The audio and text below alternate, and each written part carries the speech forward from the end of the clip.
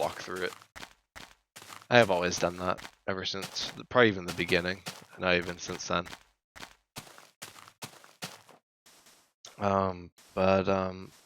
Episode 66, Storm Before the Calm, was probably in reference to things getting busy and me being like, things will be good in a while. It was kind of like that, where it's almost over. The storm is here, but there will be a calm after the storm. It was a bit of a flip on Calm Before the Storm, by the way. I couldn't get that. Episode 67, Boat Day, was basically a reference to something that predates the series. It was back in the beginning of the world when I used to basically hop in my boat, and if I basically boated the entire day, just about, I'd call it a boat day. And that was kind of an archaic thing back when I used to record the actual in-game days, which I did that for like the first, I think, 100 or 200 days. I think I still have that file kicking around somewhere where I have all that information listed. That's kind of cool. Even in my notebook, I have like the first 30 days listed, I think. The first 30, 35 in-game days before I moved it to a spreadsheet. But that's really neat. How I got like some really minute progress on how much I walk per day, which is something I don't really do anymore. Maybe it's something I should consider for the experiment. I'll get to that, what that means. Episode 68, Sign Language, was an episode where I think that was around the time I got COVID. So I was really sick and I couldn't talk. So that was the first episode where I used the sign in the outro, which is something I do when I'm just really dreading doing the outro. Sometimes in a no commentary, I really just dread doing the outro, especially if it's late at night. I'm really tired. I just want to get it over with. Or if I'm talking with someone and I don't want to have to end the conversation, I just break out the sign and I just type "thank you for watching" or type my outro out on a sign. Like the old times where people would, like in old tutorials, people would pop out like the notepad or whatever and type what they were basically saying, or what they would have said if they had a mic. Episode 69, funny name, funny number, but that was Sickly Sightseeing, which was basically probably an episode that contained probably one of the most or the highest amount of screenshots. I usually don't take that many screenshots per episode, but that was one that had like, I don't even remember how many because I don't have access to them anymore.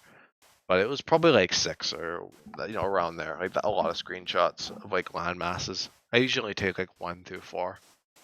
But yeah, that was like a crazy amount. So I was like, I'm sick and I'm looking around. Sickly sightseeing. Alliteration, which is a very common thing.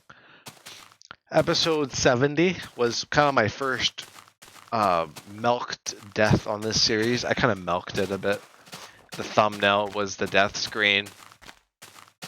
And it was kind of all about me struggling with losing my diamonds for the first time, because up to that point I hadn't died that way, like to lava, before. And the way I died in a Fiery Doom was I was walking in a snow biome and I fell into a cave. I accidentally walked into a cave. Like it was just like I was like on my phone kind of thing. I was just like doing other stuff. I think it was a no commentary. And I just fell into a cave in the snow biome, and there was a lava fall to claim all my stuff. And even if stuff did survive, it despawned before I got to it, because beta's annoying like that, and it despawns your stuff after 5 minutes, regardless of if you are actually in the chunks or not. Very annoying. Something I still have to deal with now. But, yeah. Fiery Doom was a 2-parter. I actually should that was back when I did 70A and 70B. I don't do that anymore. I don't do A and B. I just do part 1 out of 2, or part, that kind of thing. But yes, episode 71, The Era of Stone, was an episode where I kind of discussed, not discussed, it was a no commentary, but that was kind of the Stone Age, and I was like, oh, I'm in the Stone Age again, which I hadn't been in since Spawn. Because even at Outpost 1, I had like iron stuff to help me out, because from Spawn, I had given myself quite a bit of iron. I ended up actually throwing out quite a bit of the iron that I kept for myself, because I was quite a hoarder at Spawn. I just hoarded everything and I left with a bunch of stuff that I didn't need. But anyway, that's what that was all about, the Stone Age, which follows a grim demise sometimes in this world. It's happened quite a bit as time has gone on, more recently as well. The next megasode I did, part 1, was Uno, which was kind of an impromptu outpost I did, Outpost 2. I was kind of, I begrudgingly did it. I didn't feel like doing an outpost because I'd just done Outpost 1 in that same month. This is all in January of 2023. And I was just really not wanting to do it. So I did a 6-hour stream that day and I edited it down. That was probably one of the only edited Journey episodes. And I edited it down into like 2 hours, 20 minutes. All the mining was stripped back. So I don't redo that anymore because I want to preserve the mining so people know I did it. But just for the sake of that episode, I think it's more of a montage style mining. I don't even know if I did that though. I think that was actually an episode where I did a bit where I was like 1,000 or like 3 iron pickaxes later. Like I did like the French narrator from SpongeBob thing. I think that's what that originates from, if I remember correctly. I actually don't remember. That's just something I distinctly, it just popped into my head when I thought about it. But yeah, that was Uno. It was Uno because it was one day. Uno is one day. The 1 day outpost. I've never done an outpost in 1 day apart from that one. I always try and make them a bit of a flashy thing. Part 2 was Snowball Fight, which probably had to do with me just chucking a bunch of snowballs at some random mob. Just absolutely berating or just pelting something like a sheep or a cow or something with snowballs. Or even a hostile mob maybe. Something like that. I'm not quite sure. Or maybe even just throwing snowballs into the air. I don't really know how uncreative I was. If I just started throwing snowballs just to hear the sound of throwing snowballs, because it's a very distinct sound with the sound patch in beta. Part 3 of the megasode was 100,023 times, which, in case you can't guess, that was 2.3 million.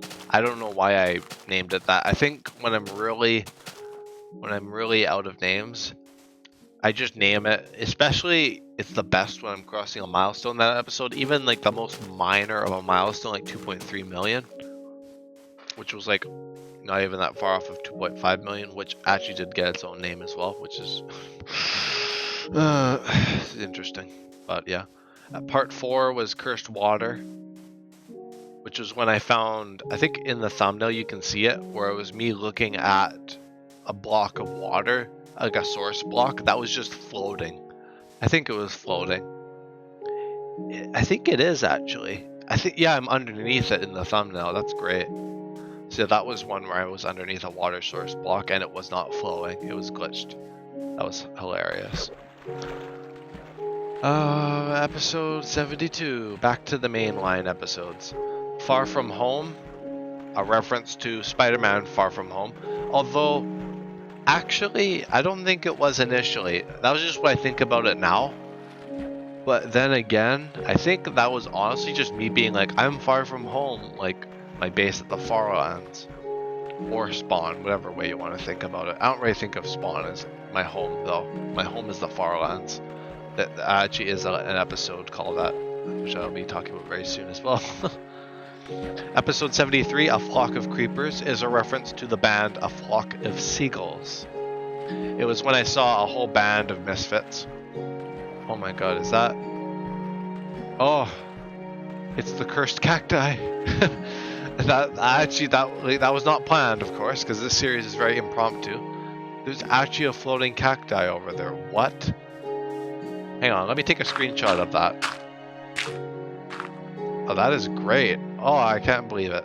Let me go take a screenshot of that. Hang on. Minor detraction. Yeah, it is floating. Oh, that's great. Oh, I can recreate the thumbnail and everything. Oh yeah, that's definitely gonna be this video's thumbnail. Oh, that is crazy cool. It doesn't even, you don't even think about that, but the bottom of a cactus its hitbox doesn't really change it. Oh, I love that. Alright, let me go back here, and then I'll do another screenshot as well. Why not?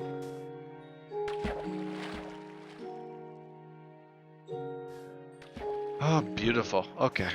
Okay, now that that's over with, the Episodic Extravaganza continue.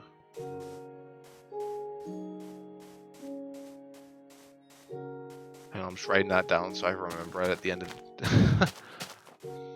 alright. Episode 74. Name that episode was a thing where I was basically going to start letting viewers name an episode where I was like, I have these episodes up for grabs. You guys can name them, including this one. No names are suggested, so name that episode ended up being just kind of a dead end. So that episode is just called that. It's kind of funny. What is your goal? My goal is to go to the Farlands. The corner Farlands, actually, more specifically.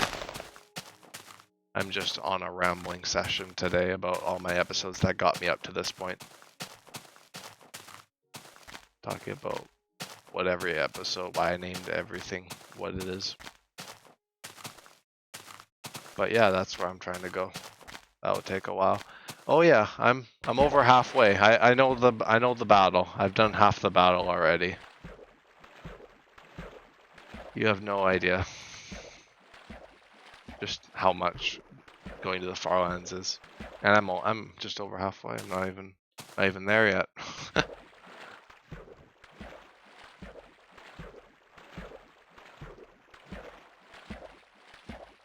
Well, good luck. Thank you. Thank you.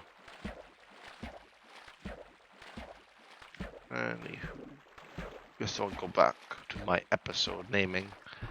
Or not episode naming, but my episode explanation. Episode 75. The Midnight Hour is a reference to, I don't even know if it's a Billy Idol album. I think it's something on a Billy Idol album cover. Or even Eyes Without a Face. I know it's in Eyes Without a Face. I think it was just like some text that appeared on screen in that music video for Eyes Without a Face. But Billy Idol is one of my favorites. He's a great artist. He's epic, truly. He's absolutely amazing. But yeah, that was a reference to that artist.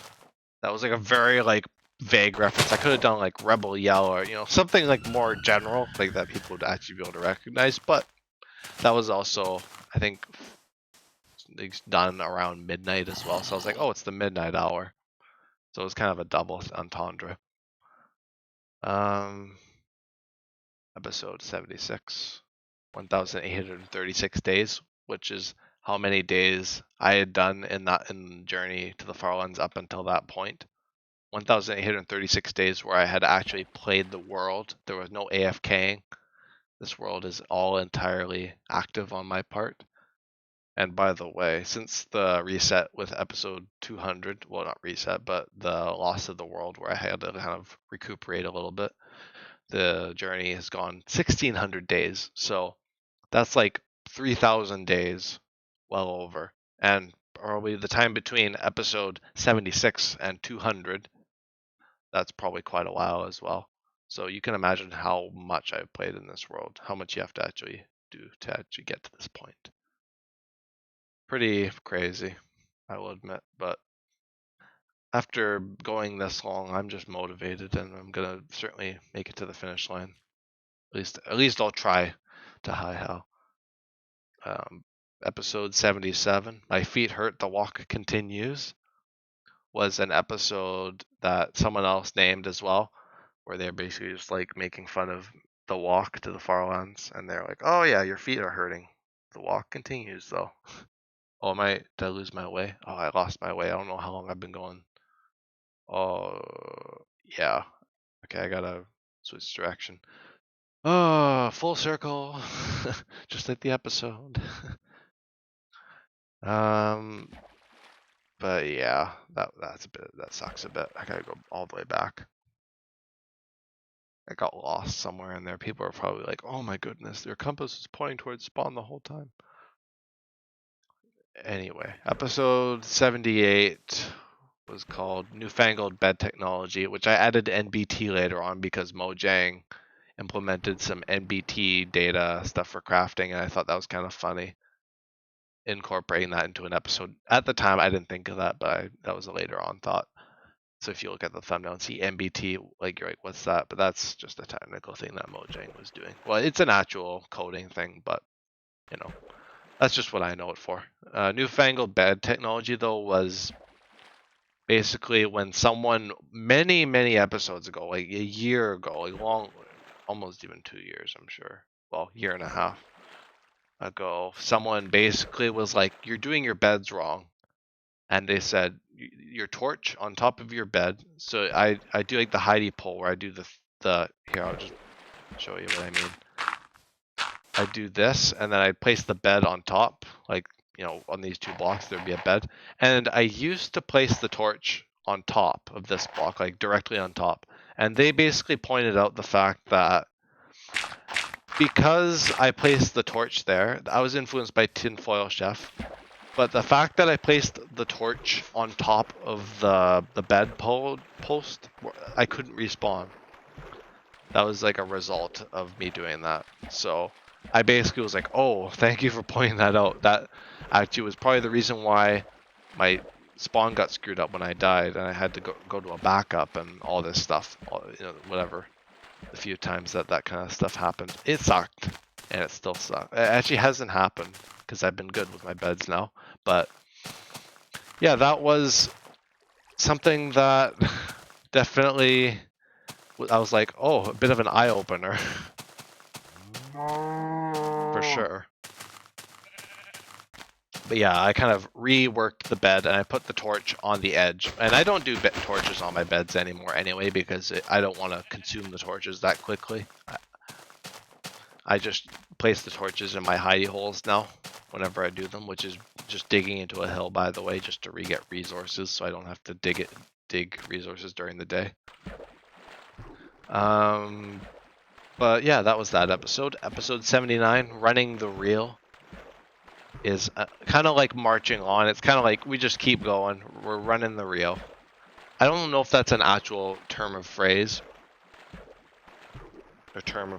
but I just came up with it during the episode. I was like, oh, that's funny. Running the reel. You know, we're keeping the ship afloat, kind of thing. And I had a pretty cool thumbnail for that one too. I found like a weird stick thing in the terrain, like just a thing that jutted out almost like a hand, like an arm. Episode 80, Zigzag Maneuvers. Kind of was probably joking on the fact that I'm kind of doing like, I do like a back and forth. And it probably has to do more so with the fact that I'm kind of going out of sync. I kind of go back and forth, like the train guides me a certain way. So then the coordinates go out of sync since I'm trying to keep two axes in relative sync, which right now they're kind of out of sync, by the way, but I'm not too bothered by it. I can resync them eventually, but that won't be today. So yeah, that was what that was about. That was just, you know, zigzag, haha, or even maybe even just the direction I go. It could just be maybe not even that complicated. That's kind of how I interpret it now, but maybe back at the time it was more just like the fact that me walking is a zigzag. Like if you look down, I'm like, the blocks are like zigzagging back and forth. I don't know if you can see it. I can hardly see it, so yeah, makes sense of that. Pick whatever explanation sounds a bit more right for you. Episode 81, A Hillside Soak, was in reference to me going or using my water bucket to go down a hill, or even I think it was just a waterfall going down a hill. Oh, see, look, there's the cursed cactus again. Yeah, I'm gonna have to retrace my steps a little bit. Oh, that is annoying. I found an old bed. Oh my goodness, it's just like full circle. That episode that I referenced at the beginning, or talked about, not even referenced. Episode 82, Swiss cheese. Honestly, I'm sure that's probably just a reference to the fact that you can see caves that are sometimes like Swiss cheese. I know Mojang referenced or talked about that in Minecraft Live when they first introduced caves and cliffs. There was talk of the Swiss cheese caves and the spaghetti caves. I think that's what the terms they get used. But yeah, that's kind of a reference to that, and kind of the caves I saw were kind of just digging in and around, like kind of worms had gone through them. Like it looks like Swiss cheese. Anywho, episode 83 was my 2.5 million block special. 2.5 million down, 10,050,821 remains. That was kind of where I was then. At the time, nothing really special. I don't know if I did anything for that episode. No, I didn't really do anything. Alright, episode 84 was alphabetatized, which was an episode where I played for a little bit with an alpha texture pack, which I do still have it right here. And it was this exact texture pack I played with. It makes the game look like alpha. Wow. Go figure. Oh gosh, I'm screwing things up. But yeah, that was basically me playing with that texture pack and joking about it being alpha for like a few minutes, like 40 minutes, and then I turned it off and resumed as normal. And I did my first mini-sode after that called Lost Footage. It's pretty cool. I actually recommend you guys give it a look at if you like this series a lot and want to see some footage before I started streaming this series. But yeah, that was some clips I showed off of before the journey kind of became a thing on Twitch and YouTube. It was some of the clips, the test footage I had recorded and never done anything with. I still have the videos, so that's actually one of my last remaining remnants of the original stuff, apart from the outpost pictures and the screenshots I took and saved to Discord. But yeah, episode 85, Elusive Cacti. Probably a reference to cacti. Yes, go figure. Probably these prickly guys right here. Probably me walking into a cactus or something like that. I don't know exactly. It's a no commentary. You know, if you're really curious, go watch the 2-hour episode. Actually, it's closer to 3. But yeah, I wouldn't watch it unless you just like no commentary. But I got tons of those, so you can take your pick depending on the name, I guess. Episode 86, Nameless One. I don't know what Nameless One is in reference to. I feel like it's a reference to something. It's definitely a reference. It's an old reference I don't remember. I mean, maybe even if I look it up, it might even figure it out. The Nameless One. Yeah, what? I don't know. There's like a bunch of stuff about it, but none of it's really what I thought about. The Nameless One. Maybe I just seen it around. Like, there's a lot of media on it, the Nameless One, so you can figure out what that means yourself. I don't really know, honestly. It's probably just some random thing I thought of at the time.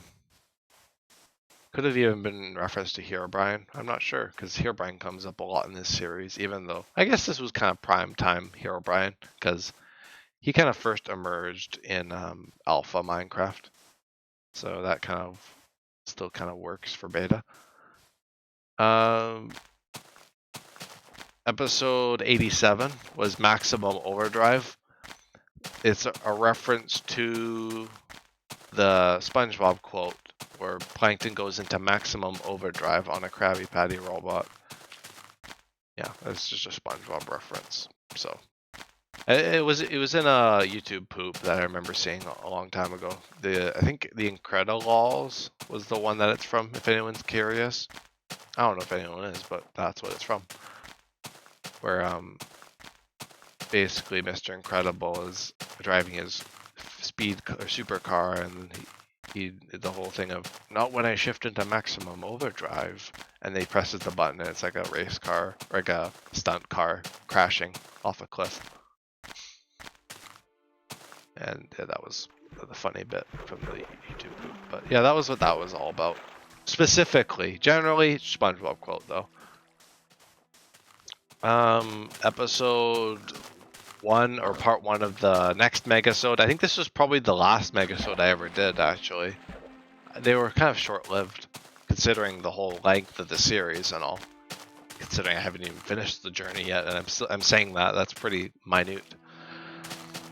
The Magmatic Terror is basically me trying to make it sound like a Doctor Who story. I don't think there's actually a Doctor Who story called The Magmatic Terror. But there was one called, oh, what was it? There's something called like the Terror. Let me see if I can find the name.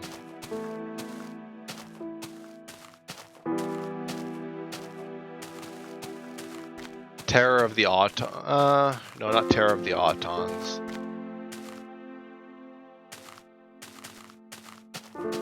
The Reign of Terror, I think, is what I'm thinking of.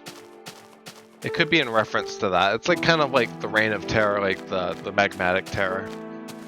I meant to sound like Doctor Who, because I watched a lot of Doctor Who back then. I don't watch as much of it now, but yeah, it was something I watched a lot back then. A Perilous Nether Venture was basically me summing up that whole thing as a nether venture, and that's kind of what I call them now. Whenever I go to the nether, I call it a nether venture. It's always kind of like a multi-part thing that I do. But I haven't done a megasode, I think, since then. Maybe one more after, but I think that actually might be the last one. I have a feeling it is. And then the last part after Perilous Nether Venture is Journey to Herobrine, which has something in it where I kind of joke about Herobrine. It's a Journey to Herobrine. I think that's when I first bring up the thing that instead of me basically going to the Farlands, it's me running away from Herobrine the whole time. Herobrine's chasing me slowly, like the eternal snail. I remember seeing a YouTube short about the Farlands where like Steve makes it to the Farlands and still sees that immortal snail behind him. That's hilarious. But yeah. Episode 88 to the main lines now, back into the regular episodes. Lag and intermittence was probably due to a bunch of lag I was experiencing in the episode. I'm not sure exactly what it is in reference to, like what exactly the lag is, but maybe if I looked at the actual episode I'd know. But this is still pretty old stuff here, like year-old stuff now we're into. Everything else was before that, of course. Episode 89 was A Tale of Two 84s, which is a reference to A Tale of Two Cities by I think Tale of Two Cities was Darwin. I think let me make sure I'm right on that. Charles Dickens, not Darwin. No, Darwin didn't do that. Survival of the Fittest was Darwin. But yeah, it was a Charles Dickens novel called A Tale of Two Cities. I never actually read it, but I knew people who did. And it was a reference to that. And the fact that I had two episode 84s. I don't know why. I think there was some kind of lapse in judgment there where I kind of was like episode 84, and it was meant to be like episode 85. It was some kind of technical issue that I ran into, and I realized it later on after the fact. Usually I catch these things right away now, but back then it was kind of a bit more slower to the punch. Damn You Pigs was a reference to probably some kind of... I was watching Farlands or Bust back then, so maybe it was a reference to the Pigus. I don't remember if Kurt actually is like mad at the pigs or if it's generic B. Like there was a lot of stuff I was watching at the time. So I don't know exactly what it's in reference to. It could have been either of them. So I watched generic B's Hermitcraft 1 around that time, and I watched Kurt J. Max Farlands or Bust. So I don't know which one the pig reference is from, but it's just me being like, damn you pigs. Maybe I just say it in the episode as a one-off too.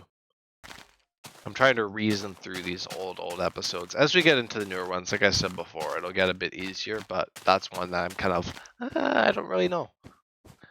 Episode 91, Gravity Defying Islandry, is just a fancy way of me saying floating islands that I saw while walking. Okay, it was just an episode where I found some cool terrain, and I was just like, yeah, that's cool. And I just named the episode Gravity Defying Islandry, just to sound cool. Episode 92 was The Smoking Bow, which is kind of funny because bows don't smoke. It's more a reference to the smoking gun, or to a smoking gun, which is like fresh off the crime scene kind of thing, like fresh off the crime, like the gun's still hot, the smoking bow, that kind of thing. Episode. Oh, there's another megasode. This might be the last one. I was right that there was one more then. The part one of this megasode was called Rags to Riches, which I assume I made it into a megasode after the fact because I died in that episode and I lost all my stuff. Haha, before I lost stuff again. How many times have I done that? Too many. But yeah, that was about me losing all my stuff. Okay, can you... Oh, I ran out of arrows. Brilliant. Stay away. Why is he... Okay, just get away from me, skeleton. No one cares. I don't care. Life and death. I don't care. I gotta make some new beds pretty soon. Chump died anyway. Anywho, where did I leave off? Riches to rags. Yeah, that was just losing everything in an instant, like rags to riches. Or riches. It should have been. Oh, it was riches to rags. Never mind. Yeah, I was thinking rags to riches, like you go from like poor poverty to riches, but no, that was more of a case of the opposite being true, where I was rich and then I became poor very quickly. Part 2 was kind of a mining episode. It was kind of the first mining episode. That was when I did a mining outpost, I think. For that one, I didn't do an actual outpost because I was just like, I was fresh off of Uno and Outpost 1 at this point. So I just decided, let's just do a mining outpost. And 30 minutes of diamonds. The second part was basically like 30 minutes of fame. Because it was a half an hour long episode. Ha ha ha ha. Beautiful is so funny, isn't he? Anyway. Yeah, that was that episode. 30 minutes of fame, reference to that. Fig and the Ant was basically when Fig popped into my chat and he was basically checking in on the series and being like, oh, you're like 2 million, however many blocks in at this point. That's really cool. And Ant Venom said to pass on, tell you that, or it was some message that Fig passed along from Ant Venom, basically just saying good luck on the journey, which was really cool. It was actually really cool to hear from Ant Venom, even if I didn't directly talk with him. It was cool to hear that through Fig anyway. So yeah, that was I think one of the last times I'd heard from Fig. I heard from him a little while later, I think, but that was around the last time, which we'll see when I actually get to the Farlands. Or before then, I don't know. But it's nice to hear from him though, since he influenced me to make this series into what it is with the no commentary and everything. And he was a great motivation in the beginning too, apart from like TFC and whatnot. TFC and Tinfoil Chef and Figonomics. They were both kind of the inspirations, as well as of course Kurt, which I kind of started to grow into that as the world progressed. That was kind of one of the early things I watched, like I said. But yeah, that was cool. That was in reference to that when they reached out. But episode 93, The Tube, was me talking about basically transitioning over to YouTube for streaming, which I never ended up actually doing. Because the way I like to do things is I like to stream it, move it over to YouTube, and then make it into like a video. And the way things ended up going in episode 94, Niche Within a Niche, which is basically me explaining during the Farlands for those on YouTube, even though it had been uploaded to YouTube that whole time. I don't know why. I did that. I called it a niche within a niche because I was like, haha, beta Minecraft is a niche, even though it's not anymore. And the Farlands is a niche within the beta Minecraft community, which it's not really a niche either. But I guess doing a journey to the Farlands is niche. I'd say it's more niche than niche within a niche, but yeah. But yeah, new YouTube, it didn't end up working out because YouTube just saves it as a live stream, and I don't like that because I can't edit it. I can't do anything with it. So I just ended up keeping the streaming to Twitch, and I just export it over to YouTube later. What's next? Episode 95. If the shoe fits, wear it. You know, if the shoe fits, that's the kind of thing. Like, it was basically me being like going back to Twitch. It's like, if it works, it works. I think that's kind of what that means. Maybe. I don't know. Perhaps.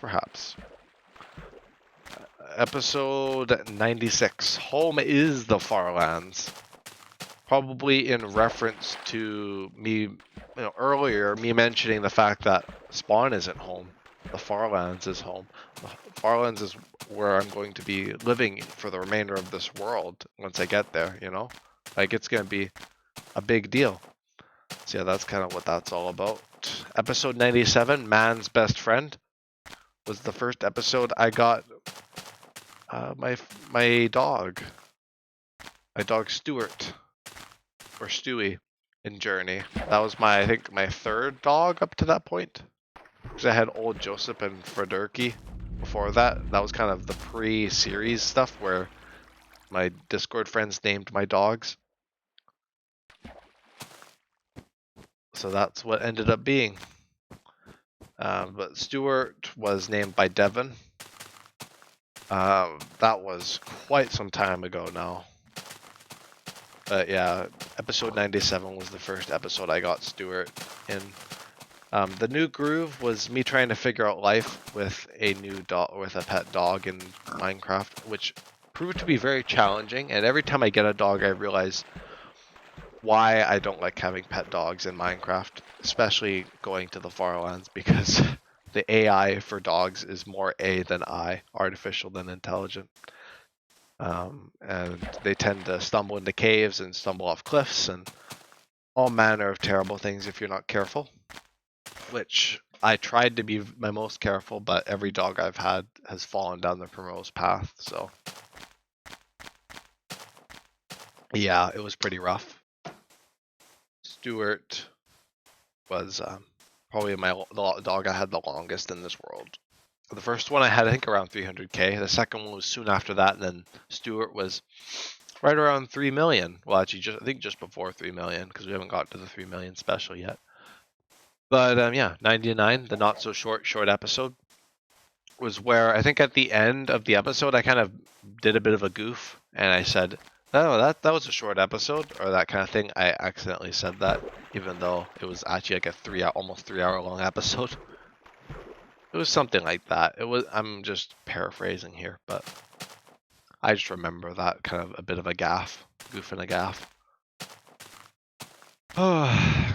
Anywho, episode 100, the big number 1.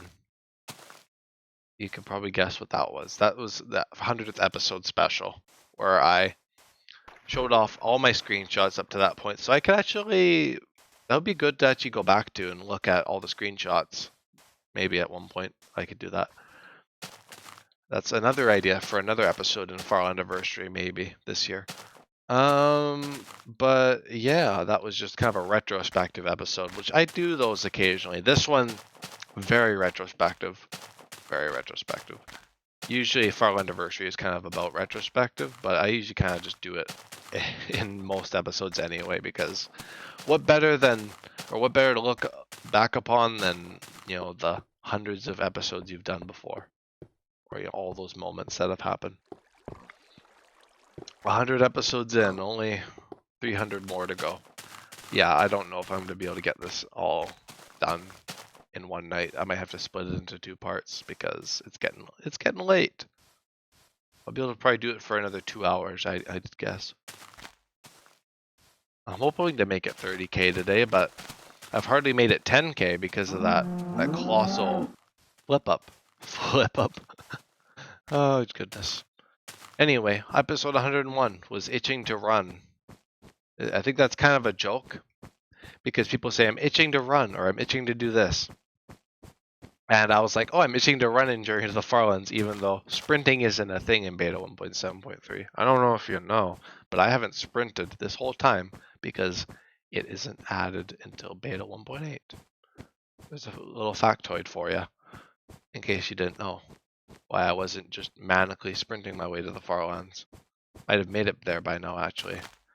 102. Diagonal walking. Wait, what?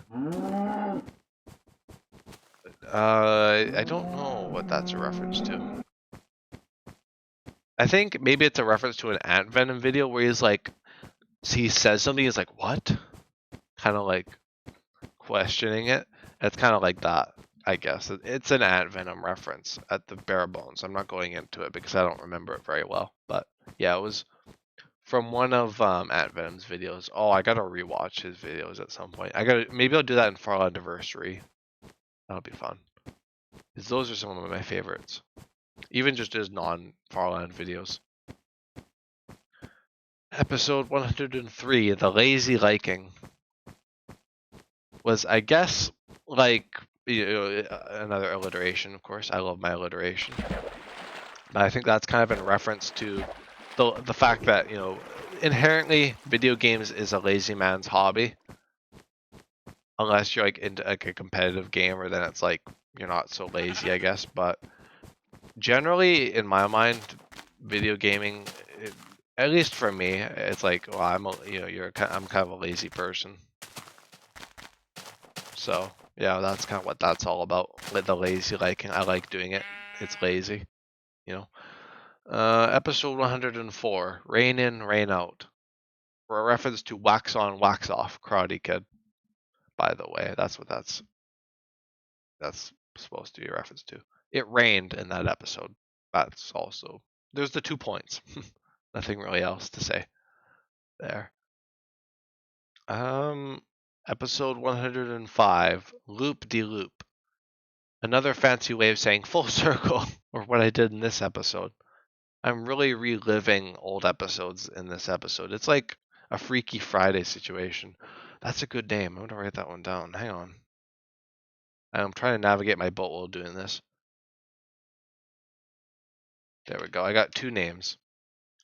I'll see whichever one I kind of feel more like doing.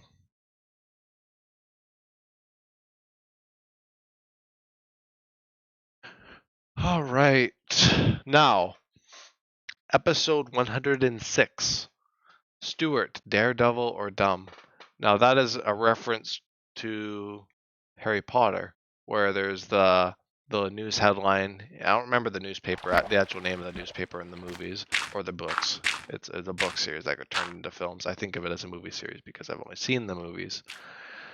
Anyway, I'm out of wool. Crap, I forgot to get wool. I'm just gonna have to continue like normal business. Okay, this is gonna be fun. God, I'm really pulling out all the stops of interesting things I do in episodes. I could just wait it out. If mobs start threatening me with violence, then I might just sit in a hole and talk about episodes for 10 minutes. Yeah, Stuart, Daredevil or Dumb is a reference to Harry Potter news headline called "The Dumbledore Daft or Dangerous." I remember that because that's kind of one of my more iconic name titles. I rather like that one, actually, unironically. I know I tend to be a bit cynical about my episode names, but that one was actually rather funny. God, I gotta try not to die. This is gonna be a lovely, lovely night. Can't believe my ignorance in talking about my episodes has got me to this point. But yeah, that's that episode. Episode 107, Fashionably Late. I don't know what that means. Maybe I was late to start the episode. Maybe I had an initial time. Or it could also be... oh, lots of creepers. Oh no. There's a sheep up there. I see a sheep. Give me the wool. Okay, me not graze against there because I do not want to die to the bolt bug of 24. That'd be fun. Oh! Thank you for spooking me. Gosh, gave me a royal spook there. Yeah, you can laugh at me. Laugh at me all you want. That I got spooked by a block game.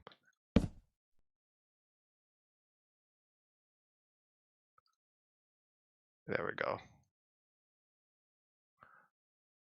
Gotta make some arrows. Crafting break, I do have to kind of tap out of the conversation of episodes for now. I'm doing this just to stay focused on the task. I could make a bunch of boats right now. At least I can sleep. That's nice. There we go. Uh-oh. Ooh. Come here, punk. There you go.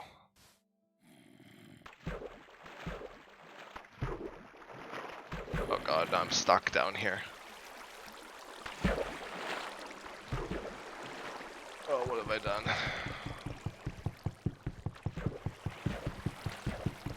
Now it's gonna take me forever to mine this crafting table. God, madly distracted right now, sorry. This is kind of the kind of stuff that goes through my mind, in case you're wondering in no commentary, when stuff like this happens. This is my mind when this stuff happens. It's great. It's wonderful. It's fabulous. Okay, come here, creeper. I don't want to deal with you right now. Come here, creeper. I don't want to deal with you right now. Very opposite statements, opposing. But anyway, I might take a quick break in a moment, at probably around the 2-hour mark. I gotta go to the bathroom and kind of take a bit of a breather because I've been talking almost non-stop for 2 hours now. It is fun, but it is also probably very tiring. I'm going to be getting a good sleep tonight. Fashionably late to an episode, or late. I think what I was thinking before I got brutally interrupted was being late to the starting soon. I used to have a starting soon thing where at the beginning of my stream, you know, like most streamers have a starting soon before they do their streams so people can show up, but I didn't need that. I used to do it just because, you know, in case I got people coming in, but that's not really the way it is. So I just stopped doing that after a while. But that was maybe what that means. It's a very archaic thing I did. Episode 108, Evil Knievel Incarnate. Stewie, Stuart, Stuperman, Stooby-Doo. Beef Stew, my dog. Yeah, he was a bit like Evil Knievel. He was jumping cliffs and just being a general fiend. But he was a lovable fiend, honestly. Which also sounds very opposing. But, well. 110. Gone editing. Or gone editing apostrophe. Is a reference to the common saying gone fishing, which is on like the signs or whatever when people are away. Gone fishing or gone XYZ, whatever you're doing. But I did gone editing because at the end of that episode I said, I'm gonna go do some editing now. Gone editing. That was what that was all about. Episode 111, Lucid Nightmare. Probably, it's kind of a double entendre as well. A lot of my episodes are double entendres, you'll find. That was a reference to an old Minecraft map that I watched Dan TDM, the Dan Minecraft play, called Lucid Nightmare. Wow, go figure. And it was basically like me being like, oh yeah, I'm walking during the night. I think that's actually what that one was me walking during the night and it being a lucid nightmare. Something like that. Something that brings out the most guttural fears. That's the only thing I can think of. Horrors beyond human comprehension. A nightly stroll doesn't really sound like it, but in Minecraft, ooh, it can be a bit nasty. Like you just saw. 112. Reliable. I was probably talking about one of my old tools. that was hanging on by a thread, I'd assume. Since a lot of tools tend to last for a while, like this diamond sword, the diamond sword's gonna last a while. Although, I use it to break bolts, although I don't know if that uses durability, but I use it to break crafting tables now. I used to not do that, but I eventually realized that using it to break crafting tables was an actual, like a fun fact for beta is that breaking crafting tables with a sword is quicker. And breaking stairs, like wooden stairs with a sword is quicker. Break your wooden slabs with a pickaxe because they're petrified. I'll come back to that. I'm sorry. I'm getting a little bit hazy here. Per episode, oh actually there's a mini-sode again. Preventing future catastrophe is all about preventing future catastrophe actually. I don't know what that one's in relation to. I wonder what newfangled. Because it's like 3 times I've been like, is that the bed thing with the torch? But I don't remember what preventing future catastrophe was all about. Let me check the description. Oh, no, okay, that was a mix-up. This one is the bed thing that someone mentioned. This one's that. I don't know what newfangled bed technology, I don't know what that is. It's probably something completely different, now that I think about it.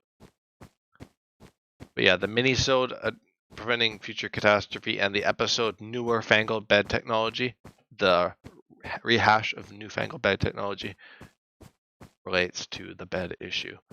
Now I don't know what the first one had to do with. Now I'm really curious. Maybe I'll go back and see its description. God, I'm just a mess, as always. That's what you come here for. The absolute mess that is being for. Let me see the description. Oh, there's no description. Great. I'll never know. I just have to rewatch it, but that one, something to do with my bed was weird. Not the torch thing. It was something else.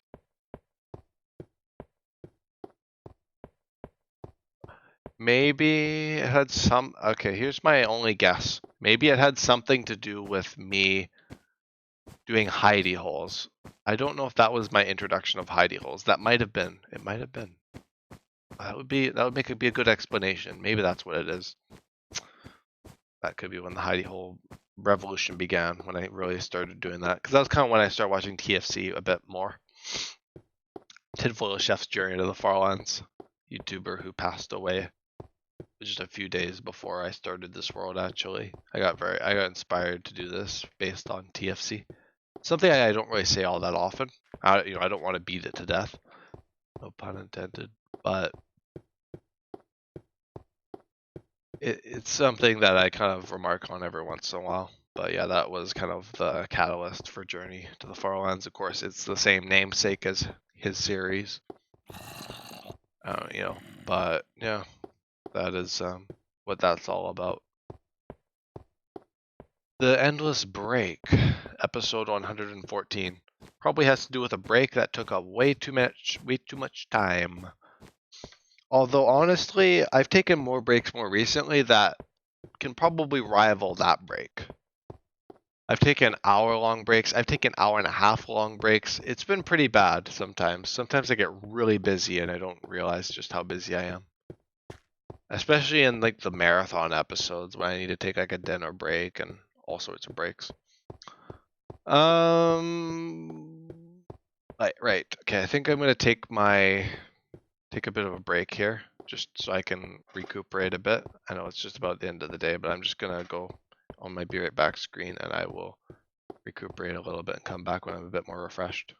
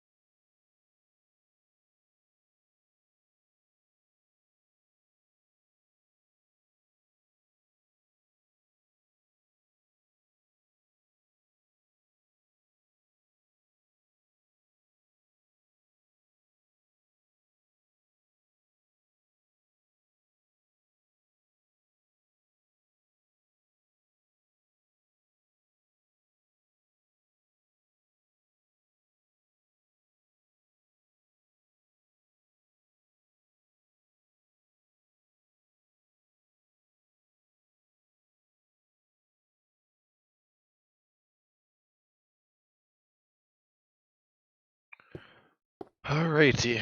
Hang on. I wonder if I can change the key to something else.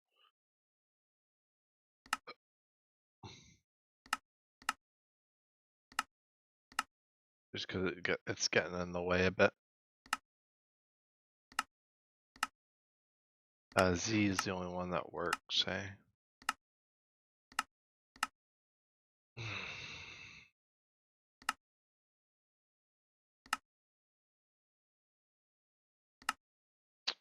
Which key would be a good one?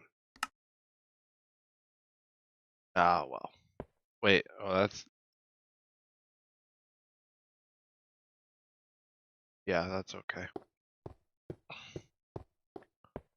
Yeah, that's for the minimap zoom anyway. Alrighty.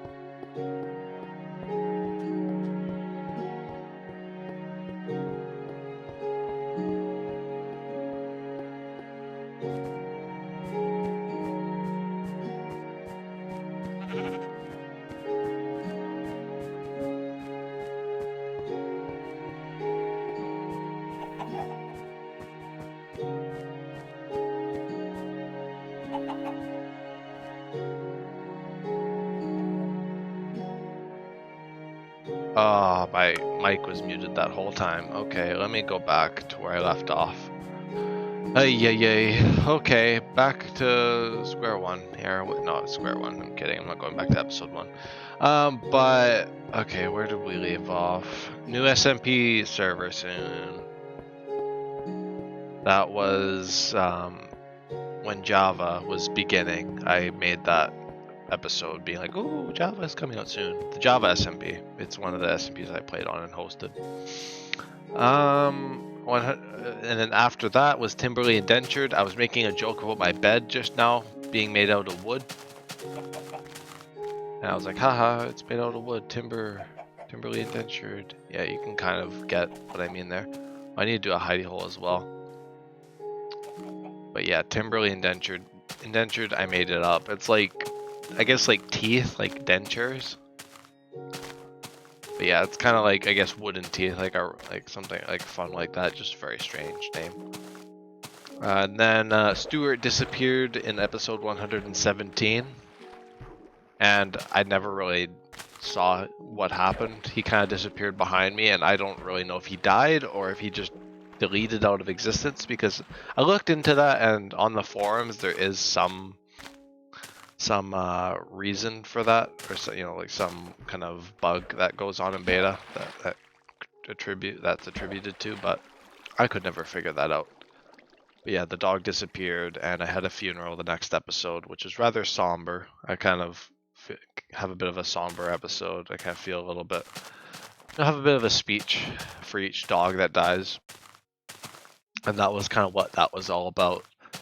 And then after that, episode 119 was Chaos Theory, which is kind of like foray into shenaniganry, where I just kind of did a bunch of random stuff, but instead of foray into shenaniganry, like as opposed to it, I actually did all chaotic stuff, which I guess you could argue was a part of the grieving process, although I wasn't really grieving, but I guess you could say that, even though I wasn't.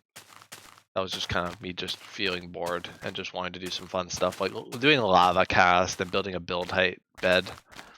It was just absolutely like insane stuff like that. Just nonsense.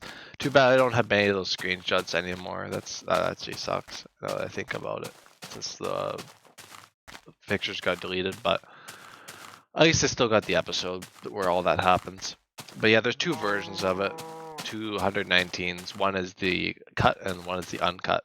Make sure to check it out. I think I would recommend people check it out. It's a really fun episode. One of my favorites. 120 was Sandwiched, and that's kind of in reference to this phenomenon that I do in my no commentary episodes, where I do a commentary in the middle of the episode, where it's like no commentary to begin with, and then no commentary at the end until the outro, of course, and then I kind of just talk at some point if someone joins, or if I have something important to talk about. I know it happens in my marathon episodes, where yeah, I just start rambling about nonsense after like 8 hours or something in my mega streams. But yeah, that's the kind of thing that happens. It happens here and there. It happened even like the other day with a no commentary where I just started talking to Cherry when she joined at some point in the episode. Conundrum of Esoterica 121 is a reference to a series of unfortunate events where the Baudelaires, the main kind of characters of the books, the novels, their uncle, I think it's their uncle Montgomery, the reptile expert. I don't remember what they actually called him. He was like a doctor, and he basically was like, "Oh, a conundrum of esoterica, conundrum of the world," and that's kind of what I called that. I don't think there was actually a correlation between the episode and that reference. I think maybe I was just confused or baffled by something during the episode. I was like, "Oh, that's the conundrum of esoterica," or maybe someone showed up and was like, "Oh, what? Why would you do this kind of thing, like this journey? What's the motivation and everything?" Like, oh, it's conundrum of the world. But no, that was a no commentary anyway. I'm just giving examples as to maybe what it could be because it was quite a while ago. And then 122, I kind of draw a blank. I drew a blank on it when I originally did it when I was muted. I don't really know what the curse is in reference to. Could be the curse of Herobrine following me. No, I don't know. The curse of deaths in the world, even though it's not really a curse. Something like that. There's no description on the episode, so I wouldn't really know what that's in reference to, like a year later. But yeah, episode 123, a well-oiled machine. Now I think we're back up to where I was before. I unmuted my mic. Is the fact that this series is a pretty well-oiled machine. Like I keep it pretty well maintained. Like I play it quite a bit. And it's my longest series, my staple, my main stake, the lightning in a bottle. The one-hit wonder, which that comes up later too. It's it's my mainstay. But yeah, that's kind of like that, where it's like this is like my greatest attempt at keeping something going, and it's just a statement to my motivation. Right. 124 was the 3 million block special. 3 and 3 million, reference to 1 and 1 million. Although it doesn't really make as much sense because it's still technically 1 in a million. It could be reduced to 1 in a million, but it's just, it's just playing with that play on words. Episode, what was that? Oh, that was a mushroom. Free mushroom. I'll take it. Oh yeah, I gotta shear some sheep. Shear some sheep before nightfall. Episode 125, String Theory, is a reference to, well, string theory. The actual, theory. I don't remember what string theory actually has to do with. It's like chaos theory, because chaos theory is an actual thing. Though I don't know if it has anything to do with what the actual episode was about, called chaos theory, but string theory, I don't really know what the episode has to do with it. I think that was just me coming up with a cool name on the fly for a rather bland episode. Yes, I can call my own episodes bland because most of them are about the same thing. It's just a variation. That's all. Alright, gotta do a hidey hole though, real quick. And it is not the end of the episode yet, as it may seem to be the end of the episode when I do it, when hidey holes are done, but I don't really act on that clock. Wrapping things up with a hidey hole, like Tinfoil Chef did. Okay. Why is my... Oh, I selected the wrong resource pack, that's why. I'm not classic alternative. Which one is it? Old Cobble. There we go. There's a sneak peek at a bunch of my resource packs I use. I'm going day to day with these beds here. It's getting pretty bad. That's what happens when I get too busy with conversation. 126. The what? Or no, it was the who, which is I guess a reference to the band The Who, but it's also I think I was watching a lot of Doctor Who around that time, so I think it's more of a Doctor Who reference. And like Doctor Who, like who? Like who? Doctor Who? Kind of like that. I figure that's probably what that's the closest thing I can think of it being a reference to, like this long later. 127, boat for a boat, is a reference to eye for an eye, which is you know, a common thing, like an eye for an eye and the world goes blind. Something like that makes the world blind. I don't remember exactly what it is. Makes the whole world blind. I think that's the whole saying, like an eye for an eye makes the whole world blind. That kind of thing, though. It's a reference to that. 128. The scenic route was due to be probably taking a lot of screenshots and taking probably the long path instead of the direct. Oh, that's zombie. Herobrine?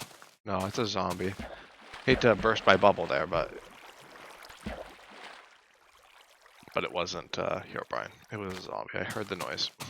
Unless Herobrine sounds like a zombie, then I guess that's debunked.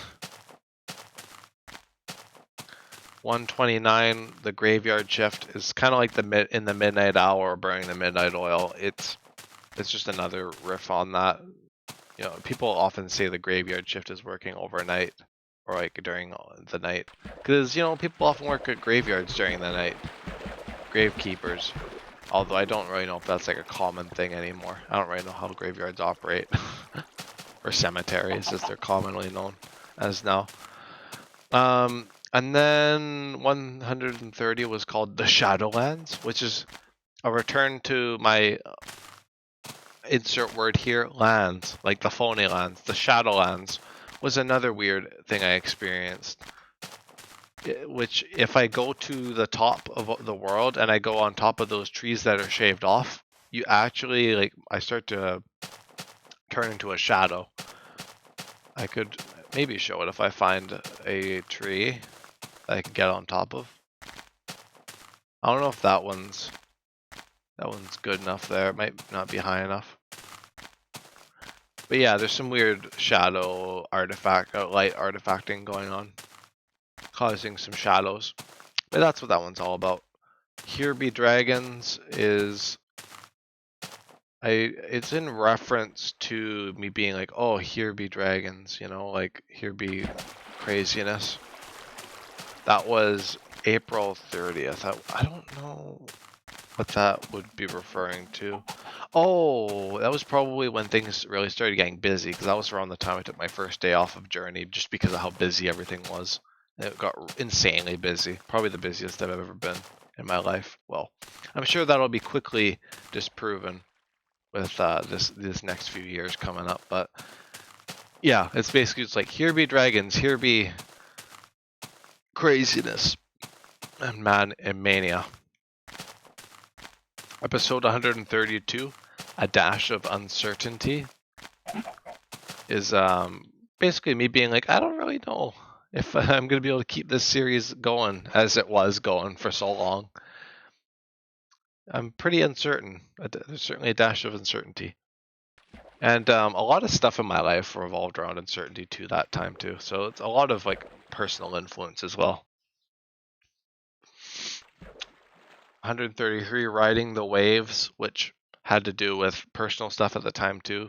Kind of continuing, kind of like the dash of uncertainty. Riding the waves was another thing that I was dealing with. It's kind of this whole stuff, whole array of things going on. Like I said, it's all good now though. All good, all got resolved. But yeah, there was certainly some stuff. And that, I mean, I was writing in the thumbnail, I'm riding a boat, which you could probably be like, oh, you know, riding the waves, he's going boating around in Journey. But no, that was like a more serious episode name. But yeah, episode 134, Waterlogged Cacti. Now you could probably guess what that is. A cactus being waterlogged. That's it. That's the episode name. You expected something different? Well, that's what you got. Acrophobia, 135. A fear of heights. I think that's what acrophobia is. I think that had to do with me taking a great fall, or me being up at extreme heights, something or other. I don't remember. This is kind of like, these are the episodes that I don't really think about that often. We're kind of in the mundane episodes that like I'm like, oh yeah, those existed. 136, drop in the bucket. Basically being like, oh, every episode of Journey is a drop in the bucket for the actual overall journey. But you know what? I think that every episode now is just progress. That's all I see it as. I don't really see it as a drop in the bucket, because it is, but without the stepping stones, there is no conclusion. You got to have everything in between to get to from point A to point B. 137, the Itsy Bitsy Spawner, a reference to the Itsy Bitsy Spider, the nursery rhyme. And me probably finding a spawner, and I don't know if it actually has to do with spiders, or maybe I found a spider spawner. I don't know. Could just be a general spawner too. 138, 9 months, 24.87%. That's kind of like a check-in. One of my very creative titles. 9 months into the world, 24.87%, almost 1/4 of the way, which was about a quarter ago. Wow, how smart of me to note that, because I'm over 50%. Wow. Episode 139, Cause and Effect. That goes into the whole philosophy of cause and effect, of laws and causes and things. I think there's like an actual more solid meaning behind it, but I think of like every thing having a cause and an effect. Something causing something and that affecting other things. There's probably a way more scholarly thing behind cause and effect and laws and causes and things, but that's kind of what I thought, what was going through my head at the time, where I was like, I do stuff and there's effects going on because of it, or the stuff that's happening in my life that is rippling into other things. Gelignite, 140. It's a reference to The Crown, another show I watched quite a while ago. At least that episode, that was from, I think, one of the first few seasons, maybe even the first season of The Crown, where there's an episode called Gelignite, which is, I think, described as a highly explosive substance. I think it's, I don't know if it's entirely localized to like the British culture, but it's something I never heard of. But yeah, Gelignite is a part of that, but explosive. I just called it that because I thought it was cool. I don't know if a creeper actually went off in that episode, which caused the name to be called as such, but oh well. Oh well. God, I'm so missing the wool right now. Sheepies, make yourselves known. Come on, sheepy. No, okay. 141. I'm saying a lot. I'm sorry. I'm just trying to put my focus between two things, and I'm getting increasingly more tired. I'll probably end up making this a two-parter, honestly, but I'm still going relatively strong. 141. I like Chopin, or I like chopping. The episode was called I Like Chopping, but it's a reference to the song I Like Chopin by Gazebo. The artist Gazebo. Yes, there's an artist called Gazebo, Italo disco artist. I remember that was one of the songs I was into at the time, and I was chopping a lot of wood in that episode, so yeah. There's the meaning. Brilliant, isn't it? Yeah, a lot of these episodes, they're not crazy. 142, Mr. Efficiency, was kind of the first thing where I was like, oh, look at Mr. Efficiency over here, kind of thing. I was just joking about myself, I think it's a riff on me always trying to be the most efficient I can, because I have this bad habit that I haven't really been able to shake for a good while. in Journey where I basically try to make things as efficient as they can be, or I try to talk about efficiency. I think I've gotten a little bit better at that recently, but it definitely was like a big thing back then. And I was like, oh, Mr. Efficiency kind of thing. Like you're like, oh, Mr. Productivity, or like like the original episode that I talked about. Well, not the original, but like the new rehashed episode that I made a while later called Mr. Circadian Rhythm is kind of the same play as that, the same kind of thing. Episode 143, 25% of the way. Well, 25%, that's pretty easy. I'm not even going to explain that one. 144, trial and error. I'm assuming that has something to do with me failing with my boat. I've gotten a little bit better now. Almost 2 years later, I know I'm awful. It's taking me this long to get to this point with the boats. But it's a kind of a tricky thing that I mean, I've gotten tons of practice with, but it's just a very odd thing to get used to. So I really haven't gotten used to it. There we go. All right, but that's that. But yeah, there's a lot of trial and error with the boats and trying not to die and take damage. Trial and error.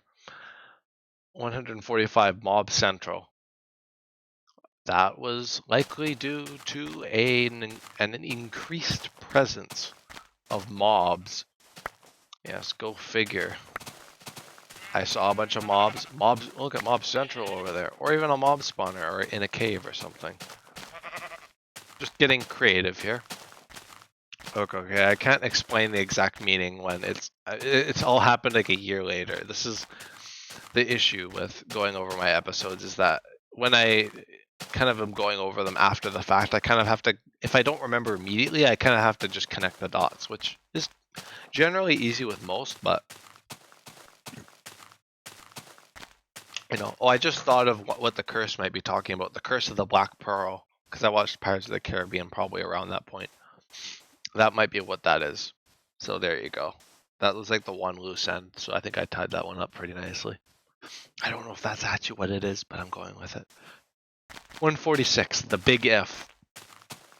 Oh, this was this whole movement that I went through in Journey, where at the beginning, I was like, if I get to the far lands, if, and now it is like sacrilege to say if.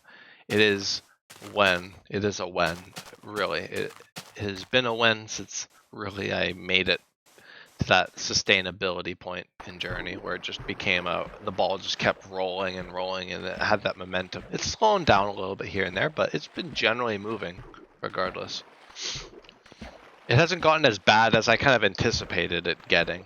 So I think the fall is going to really be the kick in the rear, but we'll see. 147, sailing, scaling, and suffocating. That's pretty easy. I'm sailing the seas, I'm scaling the hills, and I'm suffocating. I don't know about the suffocating part. Suffocating in sand? Maybe. Suffocating in real life. Not suffocating actually, but like suffocating in work? Maybe. Maybe that's what it is. There's my interpretation. Suffocating in work. Or I think it was sand though, actually. Now that I think about it, probably. Some kind of pitfall I fell into, and sand caused me some grief. I'm going with that, actually. That sounds a bit nicer, a bit more optimistic. Right. 148. I'm in like the really, I said that I was in the episodes that I don't really remember, but honestly, these ones, I very vaguely remember them. Like, not vaguely, like I almost don't remember them at all. Like, it's like, oh yeah, that existed. Right, 148. Crouching here, there, everywhere. I think that's like he's here, he's there, he's everywhere. Like a kind of like a superhero kind of thing. Something like that, or like everything everywhere all at once, something like that. If you catch my drift. It's that kind of thing. 149. Wrath of the Calicidae, or Helicidae. Now, oh, right, I remember that one. Helicidae, I think, are moths. I think that's what the scientific name for moths are. And that was, I think, during summer of last year. And I was just being absolutely just slammed by the moths. Like, they were just invading my house last year. And that was Wrath of the Calicidae, Wrath of the Moths. That was what that was all about. I know, it's hilarious. Maybe hilarious for you. 150. How preposterous. That is probably just another one of my, one of my sayings. How preposterous.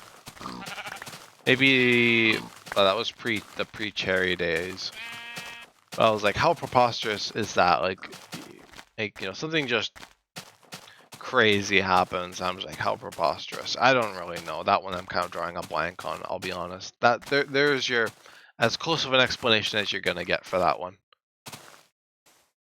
I just think I said how preposterous in the episode in a very funny way, and I just made the episode name that.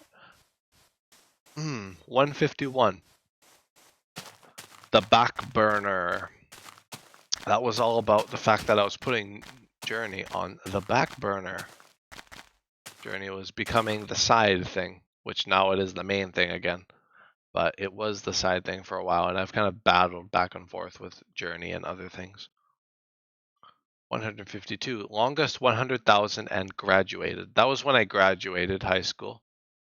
And I made it through my longest 100,000 because June was an absolute terror. Last year's June, there was 8 episodes, I think, in the entire month. It was pretty bad. Although this last month was not all that great either up until now, which was pretty good ever since I got back from my trip. But before then, it was kind of all over the place. I guess with the outpost and everything. 153. Once in a lifetime. That's the song by the Talking Heads, Once in a Lifetime. Or another song reference, in case you couldn't hear my brutal butchering of the song. 154. Phone a Friend was, I think, an episode where it featured, I think, Devon? Something like that. Or Cherry. No, it was Devon, because that was pre-Cherry days. I think that was a joke, or maybe I was like texting someone. No, I think it was I think Devin was a guest star on that episode. That might have been the first episode Devin was a guest on. Let me check it out.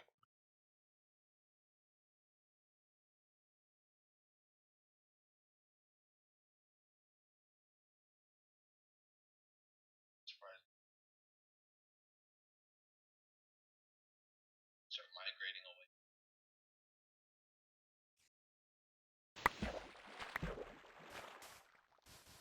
Yeah, I don't know. It doesn't really show anything about Devin, so maybe it wasn't a guest star episode, but you know what? Whatever.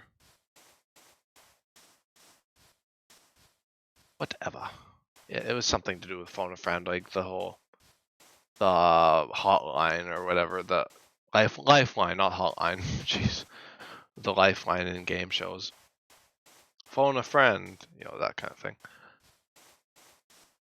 So it must have been some kind of thing of me reaching out to a friend during that episode about something.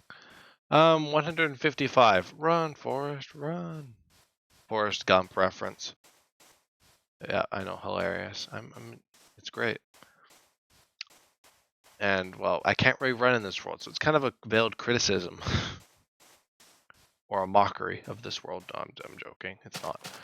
156 was The Experiment, which was a thing that I did, I think, a few times, where I kind of logged where I was at each hour, and I was kind of gauging my efficiency. Now, I haven't done this in a long, long time, but there definitely was a time where I did that, and I kept tabs on my efficiency every once in a while, and that was like, oh, that was only like 3.5 hours. It felt longer. Maybe I did a longer one later on. But like I did a few more hours for another one. But yeah, that was what I was talking about earlier with the experiment and logging efficiency. Back to Mr. Efficiency. I am Mr. Efficiency sometimes. But yeah, I kind of do that eventually every once in a while. Eventually every once in a while. Episode 157, Changing My Ways. I think that was probably an episode where I was starting to be like, I should probably make progress in Journey to the Farlands again. Yeah, it was one of those. I have those episodes where I'm just like, oh yeah, I should start walking again. And then it never ends up panning out. But this time it seems to be, ever since I got back from my trip, I'm more consistent than I've ever been. 32k before bedtime, 158. Now that is a reference to a bit of something more particular. I don't know if most of you will understand the reference, but it was basically like a Phoenix SC reference to when King B-Dog sent Phoenix SC a video of him saying, snapshot before bedtime. I don't remember the exact context of it. I don't think there was much of a context for it, but yeah, I found it kind of funny and I named an episode after it for 32k before bedtime. And it's a very long episode, 6 hours. I assume there's a lot of breaks in there because it does not take 6 hours to walk 30k. Unless I'm a very negligent Minecrafter in that episode. Very bad at journeying for that episode. 159, test 1, 2, 3. That's what it is. It's about the whole tapping into the mic, test 1, 2, 1, or 1, 2, 3, that kind of thing. Testing. I don't think there's really any context for it. Just me being quirky. Most episode names are like that. If you haven't gathered that already. 159 and 160. Death has a shadow. A reference to the Family Guy Family Guy pilot called Death Has a Shadow. Same name. 161. Letting the walking do the talking. Ha ha ha ha. It's a commentary video. That makes no sense. It doesn't make any sense because I don't make any sense in this world. What makes sense? Nothing. Nothing at all. Anyway, existentialism. Late night existentialism. Oh, Cherry, and I know that all too well. 162. Word of the People. That was when I was opening things up to questions. Although I only ended up getting like 1 or 2 questions from that. I might try and do Q&As more often later on if I ever get more people tuning into the channel that have questions. But, you know, leave them. I might answer them in a Q&A or just like I usually do in the comments. 163 Q&A episode. Wow, it was an episode all about me answering Q&A questions that I came up with or other people did previously.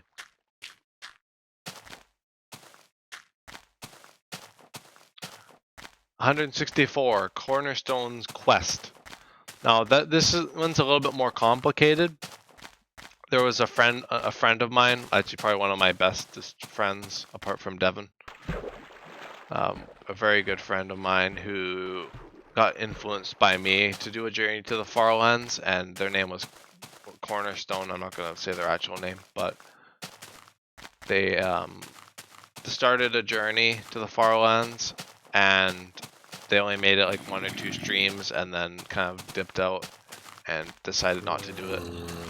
But that kind of that episode was me explaining. Well, actually, I didn't even explain it. It was a no commentary, but there was a link in the description to Cornerstone's channel, and I think it got deleted. I can probably check it out and see if it's still a thing in there. Yeah, I don't know if... let me try clicking on the link, actually. See if the channel... It might just say the user was deleted. I gotta open it in like Safari or something. Goodness me. Yeah, the page isn't available. Yeah, since he deleted his channel. But yeah, that was about that. It was a friend of mine who wanted to go to the Farlands because I was like, oh my god, Farlands, Journey to the Farlands is great. And then they didn't... I'm sure they didn't realize the gravitas of this or the brevity of a journey like this. 200 subscribers, 165. Pretty easy to understand. 200 subscribers for the channel. 166. An arachnophobe's worst nightmare. Yeah, it was just an abundance of spiders. Yeah, I got a few of those with spiders. They pop up a lot in this world if you can't tell. Episode 167, Chunk Funkiness. How fun is that of a name? It was when I found a weird chunk glitch that I actually have not found anything like it ever since. But there was just a chunk of the land in just like a regular old like plains, kind of in between a desert and a forest. And there was just this chunk, and it was like right out of an ocean, and there was bits of ice in it. And it was just the weirdest thing. And it actually got quite a few views. It got 600 views as I'm looking at it. It's not, definitely not my most popular, but it is up there. Well, not up there very far, but it is pretty good, like pretty notable considering the usual average. But episode 168, Thunderstorms, Death, and a Marathon. That was about basically describing the episode. There was a thunderstorm, probably multiple, a death, and a marathon, which the episode was a marathon. It was a 10-hour, 45-minute marathon. One of my longest episodes I've ever done. And that was a pretty wicked episode, honestly. I couldn't stomach the whole thing, but it is there. And I do talk about some cool stuff, a good ways in. I don't know if I actually say it in the description, so you might just... It's a no commentary, so... It's just, there's some scattered sandwiched commentary in there. That was cool, and then the next day I did another 11-hour stream. It was a 10-hour 59. I immediately topped that episode the next day. Almost like, well over, like 20 hours. 21 hours and 45 minutes, right about. Of streaming in like the matter of 2 days, and I think I made it like well over 130k or something. I don't know exactly, because I made it like a good deal of blocks, and then I immediately topped it. I want to do that again this year. I definitely do. I think I did do one actually a while back. Guess I'll see. But yeah, those two were really long. 2 birds, 1 stone. It was the whole old saying of 2 birds, 1 stone. Although I don't know what it's in reference to, so your guess is as good as mine. 170, Call of the Farlands, was kind of referring to the allure of the Farlands that kind of has been dragging me to them for these 6.5 million blocks. 171, A Midnight Adieu is I don't know, it was just a weird outro I did. I just said, I bid you all a midnight adieu. And it was a strange outro, and I just named the episode after that. 172, Complete 360. That was, wait, didn't I already have a 360 related one? Am I really that uninventive? I feel like there was one where I got turned around and I called it something like that.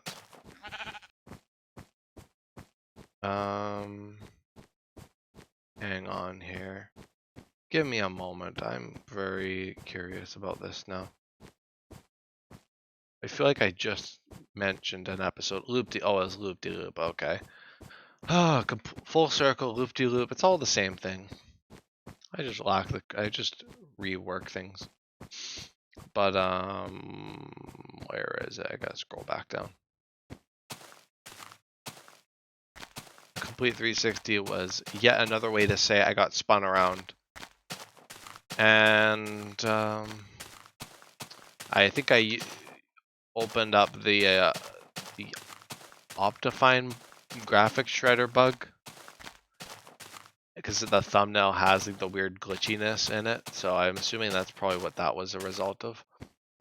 173, Picking Up Pace, which is pick up the pace, like that, like pick up the slack kind of thing, like getting my rear in gear basically.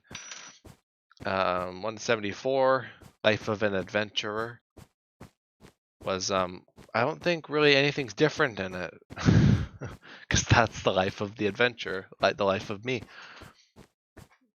Yeah, that's really all there is to that. Not really much else to say on the topic. Cursed booties. I don't really know why the booties were cursed, but I had these cursed booties. I don't know. I don't know.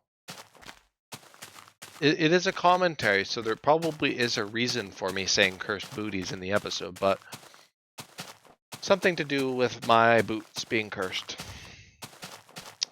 176, nosedive into forgettability, which I don't know why I said that, because I'm not really, I wasn't really nosediving into forgettability then.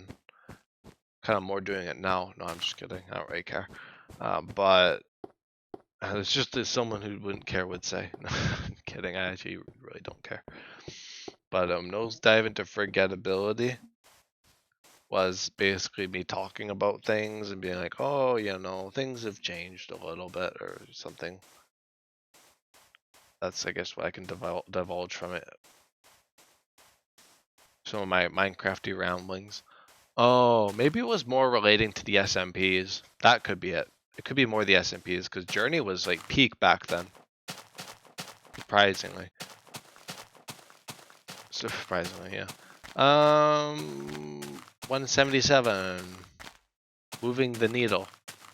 Like I said, I got this thing like marching on, keep picking up pace, moving the needle. Like it's relentless. It carries on even now. But honestly, when you gotta name an episode every day, that's kind of what you have to resort to. Moving the needle. Yeah, it's just the same thing as all the other ones I've said like that. Buttery smooth was when Journey switched from being 30 FPS to 60 FPS. And not just Journey, my whole channel. I switched OBS to being 60 FPS, and man, does it look better. I don't know if many of you even can tell the difference between 30 and 60, but I could anyway. Before 177 and 178. Pretty good. 179. 28.5 days of walking. I think that was in comparison to how much I had left to walk, not how much I had already walked at that point. Because I definitely not walked 28 days. I would be way closer to the Farlands at that point. I don't even know if I'm there now at that. Like, that's quite a ways. Okay, let me make some beds.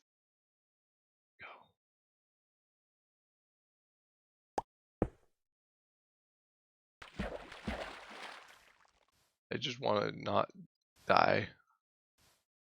Oh, it's getting dark. Oh, I hear stuff. Why are the friggin' squids over there being a menace to society?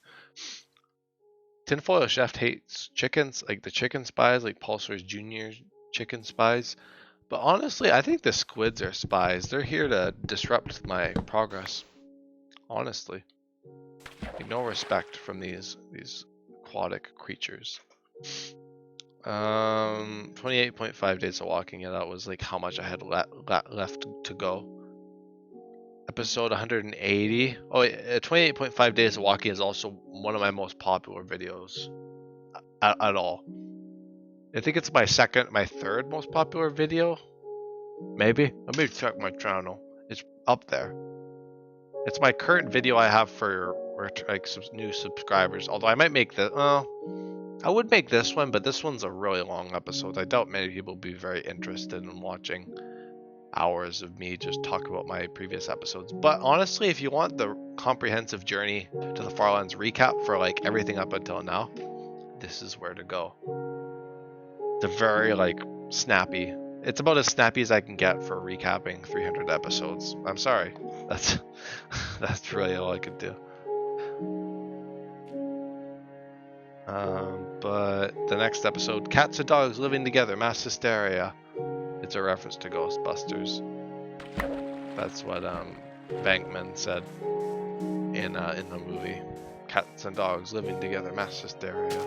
I don't know if it was Bankman actually. It was someone, one of the Ghostbusters in the movie. I remember it being Bankman. So if it's not, then whatever. 181. Multifaceted. is about the fact that I'm multifaceted. I'm a multifaceted individual. I can do many things at once. Multitasker. Not really, but kind of. Yeah, that's kind of what that is. And then we're into Farlandiversary. 1 year ago. Actually, almost a year ago, because Farlandiversary last year started really close to the 1 year anniversary. But the first episode, Walking and Talking to Oblivion. Oh my god. Is that B4 remixing his episode 1, Walking to Oblivion? Yeah, that's what that is. It's remixing an episode name. And that was kind of a neat episode. I don't remember much from it. Actually, I literally rewatched it the other day. Oh my god. I explained the topic of Megas, or the Farlandiversary thing, which I called Farland Venture back then. I kind of aged a bit poorly, but, you know, I changed my mind. Day 2 was retrospective, which was just that, a retrospective. Not much else to say. Day 3 was the knowest of commentary, which was a no commentary video. I know. Imagine if it was a commentary. That would be so hypocritical, wouldn't it? Day 4 was Arthropod Fever. Another spider-related episode. I'm glad I don't name many of my episodes after spiders anymore, hopefully. God, I'm running through my episodes with a fine-tooth comb here. Not really. Like, I barely know anything about most of these episodes. Like, you watch them, and they'll be completely different to how I'm explaining them. Look, I'm just trying to give the rundown behind the name here, not the whole episode. I'm trying to, like, be as comprehensive as I can, but I also have hundreds and hundreds of these things that I need to go through, so you know, I gotta pick up the pace a little bit. But the next episode, Day 5, Frightening Levels of Geometry, which had to do, I think that was one that had Devin as a guest star on it at some point, because I believe one of us mentioned Frightening Levels of Geometry with, like, respect to something we saw with the terrain. I don't remember exactly. It's a 6.5 hour long stream, so do with that what you will. Day 6 was Rip Tinfoil Chef. That was the 1 year since his passing. He passed away on the 13th of 2022, so it'll be 2 years on the 13th of August this year, which was quite an eye-opener for me, since TFC was probably, honestly, one of my favorite hermits. He was a lot of fun to watch. I just really admired his just realism, probably because of how cruel life was to him. But yeah, that was what that one was. And then this year I'll see about what I'll name the episode. I'm still watching TFC. I've been watching about an episode for every one of these long journey episodes I do. So I'm getting through them. The next episode, Opportune Time for Opportunity, Day 7. I did a 12-hour stream, so I did top my 11 or 10:59 stream. It's an 11:59:59, and well, it is the longest episode. Well, actually, I don't know. Maybe I've gone above that. We'll see. But I feel like that's definitely one of the longest. And then after that, guess what I did? Another long stream, a 9-hour 47-minute stream called Late Night Delirium. Which, trust me, by the end of that one, I was feeling the late night delirium. I think I'm starting to feel it now. That was, it's a bit of a thing that I describe as being when you get late into the night, you kind of start to go a bit batty. And when me and Cherry chat in a commentary late into the night like that, we kind of get a bit batty and we just start talking about a bunch of stuff. I don't think there's anything like bad, like we don't talk about bad things, but we just talk. We all sometimes go into existentialism, which isn't bad either, but it's just interesting. It's certainly interesting watching the divulsion into just the mania a little bit, the delirium. That was the 4 million block special, by the way. I had that in brackets to remind myself. The thumbnail is also a shrine for 4 million. Day 9, Squid Assassins and Sandy Skeletons. Skeletons on the beach. Squids trying to murder me. because when I just they just try to block me and end my journey. They're so rude. Day 10 was outpost time. That was when I did outpost 3. The next outpost. I know that whole time in between Uno and this, that was all no outpost. There was one mining outpost, maybe one or two. So that I guess kind of carried it a bit, but that was a long time. That was January all the way to August. We're in August of 2023 now. Almost there. Got a little ways to go here. Farlandiversary day 9 was, yes, I covered Squid Assassins Outpost. Okay, day 11 was Yearning for the Mines. That was a no commentary where Cherry first mentioned yearning for the mines. One of the most iconic Cherry phrases, because it just keeps coming back and in different ways. Like most recently it was yearning for the Farlands. And man, does Cherry hit it right on the head with that quote. We do yearn for the mines when I hit the mines. I always got a mining episode in the outposts, and well, that was that. Day 12 was diamonds or bust. Now, I'll give you 5 seconds. No, I don't know if you can guess this one.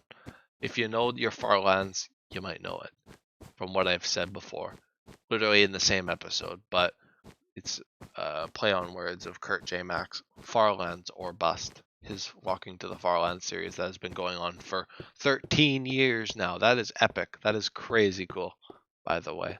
I admire the heck out of Kurt J. Mack.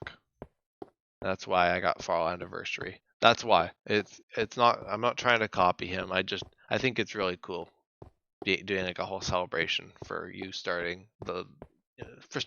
probably the coolest world I have ever known. No disrespect to Newcraft, but Journey's been around to see two Newcrafts, two entirely different Newcrafts, and many SMPs, including Newcraft, of course. Right. So day 13, Whack-A-Mole was when I was chopping down the spruce trees at Outpost 3. They kept popping up as I was chopping them down. It was like a game of Whack-A-Mole. I was just not getting anywhere. Day 14 was Work Smarter, Not Harder. That was the end of the outpost, pretty much. That was when I wrapped it up. That was probably one of the coolest interiors for an outpost because it's one of the only interiors for an outpost I have. Apart from, I guess, Ophanim recently. And that was the finale, by the way, too. 182, the biomes of beta, which I think I tried to explain the biomes of beta, but that was a very rough explanation because my internet cut out in between the episode. So, yeah, it kind of sucked. It did suck kind of a bit. So, yeah, I didn't really get to explain things very much. It's my shortest episode, the part B of biomes of beta, because, well, it's 18 seconds. I don't know why I managed to keep that in there, but it is there. I think there is actual progress being made in that episode, though. So there it is. A very shoddy attempt. I might try again at some point to explain the biomes of beta, just to refresh myself on them. 183, getting the ball rolling. That was another attempt at me trying to get things going. Wow, it's almost like history repeats itself with Journey. No, it couldn't. No, it really does. It really does. Not joking. It really does. But yeah, that is so true. More true than I'm sure you guys will ever know. Now, 184, Battle for Attention. That one's more of a gag name. There's no battle for attention actually going on here. I'm not actually battling for people's attention as much as I'd like people to think. I mainly just do this for the heck of it, just to have fun, and people tag along and say it's great, then yeah, that's epic. That's good. But I'm not really all that perturbed if people actually, if I get bad, quote unquote bad episodes, it's okay. Like I don't really get caught up in it. Like I fall into the trap of checking the stats a lot, but I don't let it influence things like Journey. Most things actually all that much, unless people actually are kind of vocal about things in the comments. Then I actually start shifting things. But apart from that, things don't really change. It's kind of a joke. Passing the time. Well, passing the time was just passing the time. It was, I think, probably I needed to do something at some point in that day, and I just did a Journey episode to pass the time a little bit before I had to do that, or before I had to go to work or something. That's probably what that was. 186. Take it easy. That is one of the things that Tinfoil Chef said a lot at the end of his episodes. Take it easy. It was a part of his outro, and I made that 186 because that was Tinfoil Chef's last Journey to the Farlands episode that he did. So that's why I called it that, as a bit of a send-off, going beyond the 186 episode mark. 187. A goal is set. That is the goal. I mean, that is also a Tinfoil Chef reference. I did 2 in a row. I could have saved that for this year, but I'll figure out another one for this year. That is more in reference to my goal of reaching the Farlands in this year, which that was a huge plan that I had even leading up into January, and then it just crumbled. And ever since then, I've been trying to recover from that divot that the first half of 2024 has been. But it's okay. I managed to get a lot done in the first half of the year. I had a lot of fun. God, I'm getting tired now. 185. I'll go until 4 hours. That'll be my limit. I'm not going all night here. 188. No mobs allowed. That was probably just me getting really frustrated at the influx of mobs coming after me during the daytime. 189. 1/3 of the way. Pretty self-explanatory. I made it 1/3 of the way to the Farlands. That is really cool. And at 2/3, I will be doing another special like that, so keep an eye out. That'll be like 8-point-something million, so it's a good ways off still. Probably another year. Hopefully less than a year. If the rest of the summer goes well, I should be well on my way to 8 million to the 2/3. 190, a race against time. That was kind of this whole thing of me making it to the Farlands is a bit of a race against time, and I honestly set, like, back then my reasoning was I'm going to be super busy during school, so I should realistically finish the entire journey before school even starts. And that was kind of my plan, my running plan, like I said, for the longest time. And then I eventually just realized that that's an insane plan that would never work, because I have other things I like to do. I'm not, I'm not exclusively into Journey. I got like servers, and I got a server, and I got a whole bunch of stuff, and it just would never work out, and it never really did pan out. But I do have that chance now, like I said, to really leave my mark on Journey before I get super busy and can't really do much with it anymore. At least for the time being. It'll be definitely a bit of more of a skeleton of itself. Well, I guess how it's been. 191. Can't be bothered. That's honestly probably one of my most popular sayings as well. At least with myself, it's probably my most infamous thing I've said is, "Oh, I can't be bothered." I say that used to say that all the time. I don't know if I say that much anymore. I more say like bother or bugger now, but can't be bothered is something I used to say a lot. So that's kind of playing on that. It was around the time I first started saying that a lot. I don't know why. You just get these phases of saying certain things. I don't know why. It's weird. 192. Grainy piles of bed. That was a sand bed, by the way. I know, like Timberly and Dentured were really crafting up some beautiful episode names that definitely just don't remix other ones. Although, honestly, with this many episodes, you kind of have to after a while. if you're not doing like unique stuff in them. Like they're all generally the same thing. No, I'm trying to get to the Farlands here. What do you expect? But anyway, 193, last day of summer. Oh, last day of summer is always tough. It's gonna be a bit of an interesting time this summer as well. Like having a bit of a send off at the end. I'm not leaving Journey behind, by the way. I'm still going to be streaming and stuff. It's just going to be a lot different, I'm imagining.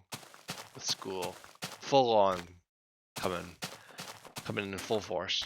But yeah, we'll see. 194, Stroke of Luck was finding a bunch of spawners. I think one spawner at least. There's one in the thumbnail, so I know that for sure. But honestly, I have no idea how many spawners I actually did find that episode. Maybe a few. Maybe that's why I got lucky. But yeah, 195, figuring boats out was me trying to learn how to actually use the boats.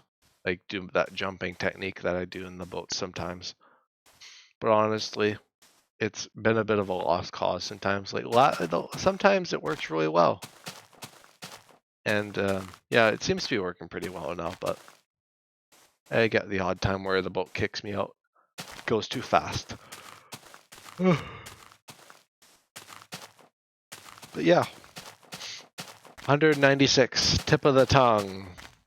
Tip of the tongue is an episode where I probably had something that was on the tip of my tongue and I couldn't think of it. That happens like all the time. It's so relatable, honestly. That's probably relatable even to me now. I'm like, oh, what was that? What was that? Give me a second. Give me like it's happened in this episode, Christ. But yeah. 197. A seemingly endless boat ride. Kind of a play on boat day where I'm boating forever. Well, except this is one continuous boat ride, by the way. Like through the straits and the narrows, it was truly an adventure, just the boat ride itself, not even the fact that it was a part of Journey to the Farlands. I don't even know how many times I've said the actual name of the series of this episode. You're probably bashing it people over the head with it now. But you know, that's just what I'm going to keep doing. See how far I can make it. 198. Door in a door. How funny is that, eh? Yeah, I'm Canadian. I can say A. I can. Like, it's going to be offensive if I'm not Canadian and I say A. I'm offended. Oh, yeah. Greatness. But door in a door is just some kind of thing based on a door. Door in a door. I don't know. House in a house. Like, it's just a kind of paradoxical thing. 199, the last episode of season 1 of Journey. And the reason why there's a season 1 is because season 1 got cut short when my world file got deleted. And honestly, it's more of a gag that I started a season 2. There's not actually like a proper season 1. Like a lot of people would think, oh, you're on season 2, which means you've already walked to the Farlands. No, it's because half of the time getting here was literally just wiped from my computer because I was trying to clear a hard drive or test out moving hard drives around, and whoop-de-doo, I accidentally deleted a hard drive that I forgot to back up, so hey. And I lost all of the Journey backups before Journey to the Farlands, Mango Pack, all of that. All the Mango Pack had already been concluded. Before Journey to the Farlands, I'd kind of drawn as a dead case anyway at that point. So yeah.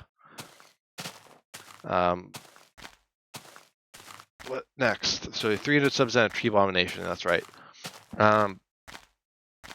300 subs, of course. I reached 300 subs.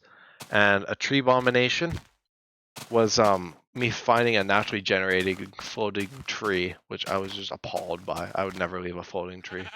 I probably have before, actually. I shouldn't say that. I know I'm bad. I've left a floating tree before. I feel like all of us must have at some point. You gotta level with me here. You must have left at least one floating tree in your life. We all make mistakes. Yeah, Yeah, late night delirium's starting to hit, but you know, I'm committed to at least making it to 4 hours now that I've started this next hour. It's gonna be a fun time today. It has been a fun time going through every episode of Journey to the Farlands with you. Another mini-sode. The last one I've done, I think, was Current State of Things, where I kind of addressed the fact that Journey had been deleted and I'm trying to come to a solution on what to do. That was when I was actually debating on restarting entirely. So Season 2 could have been an actual restart, but I was like, I'm too far in, so I just found a way to get myself back to those coordinates that I'd left off at, and I restarted pretty much. Like, I had nothing. All that stuff from before the reset was gone, and I just had nothing on me. I was at the same coordinates that I'd ended the last episode at, and I just continued from there, and that's where what got me here now. Episode 200, Post-Mortem, featuring Cherry. That was another Cherry special. Cherry is very cherished in Journey of the Farlands. Cherry is under the impression that every Journey to the Farlands fan is also a Cherry fan, so when Cherry says hi, you better say hi back. It's like a threat. No, I'm kidding. Oh god, this is not spooky at all. Oh, I don't like this.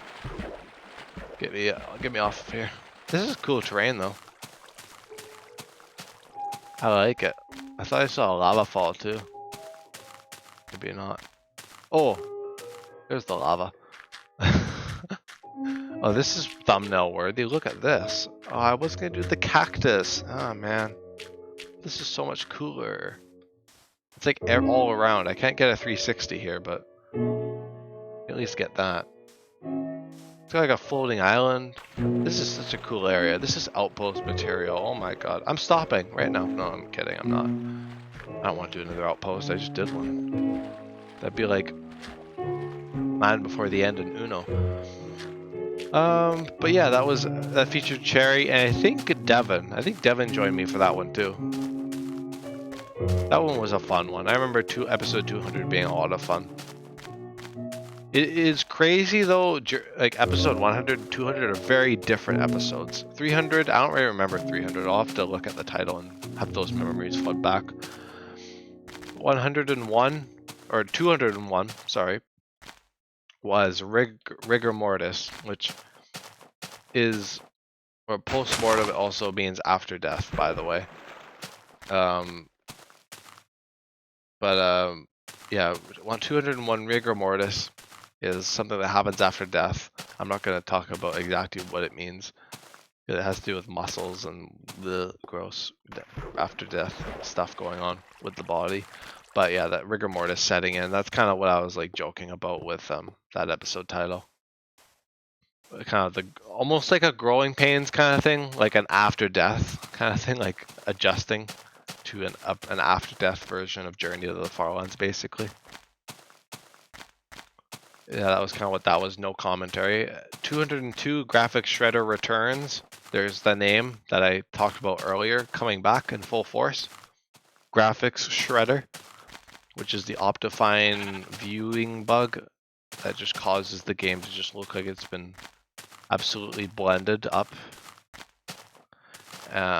203 Army of the Undead. Probably me running into an army of zombies. Yeah, if it's like something like that, Army of the Undead Arachnophobe, it's probably to do with the mob that it's referencing. But yeah. Next one, 204, the Invisible Bed. I don't know what the Invisible Bed means. The thumbnail does not hint at this invisible bed. I've been misled. Before is misleading.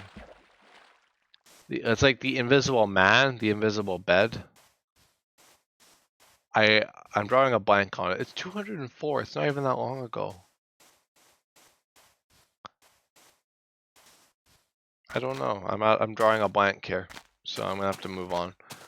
But I'm assuming it had to do with like the Invisible Man, like that kind of thing. Let's just go with that, a reference. 205, a creeper. Oh my god. I know an episode later on that literally riffs this to high hell. But yeah, a creeper, oh my god.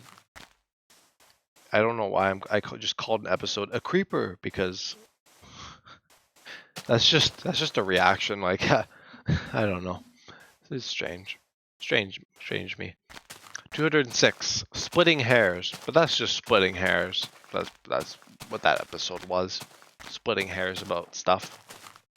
You being me playing the devil's advocate. That's also an episode. Oh my god. No, I don't think it is actually. Well, maybe. I'm not gonna look into that. 207, photobomb. I wonder. It must be relating to a screenshot I took where something photobombed the screenshot. Oh, how clever is that? Sorry, I'm getting much more cynical as these have gone on, but I think I'm just cynical because of how tired I am. I'm not actually that tired, but I'm just trying to see this through. I'm only 3 hours in, and it feels like it's been an eternity. I'm joking. It actually has been a lot of fun to relive some of these episodes. Even the good, the bad, and the ugly of Journey. Well, that's also a good one. Let me write that down.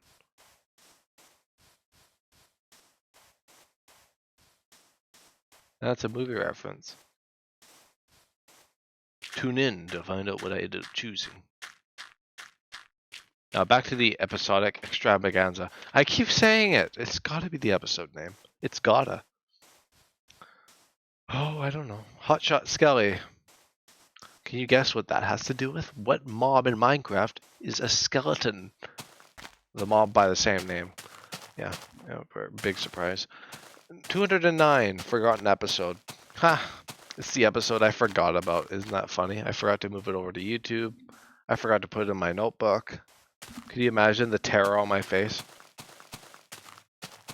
when I tried to piece together where I was at the end of the episode?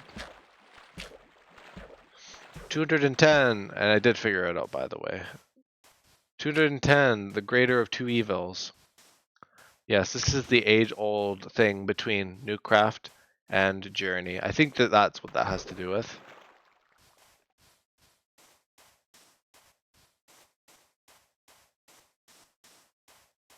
Yes, yet another 6th stream. Although this time I try to make less reference to it, but it appears nonetheless inherently. Anyhow, this episode follows the standard makeup of discussing future plans for new and current series.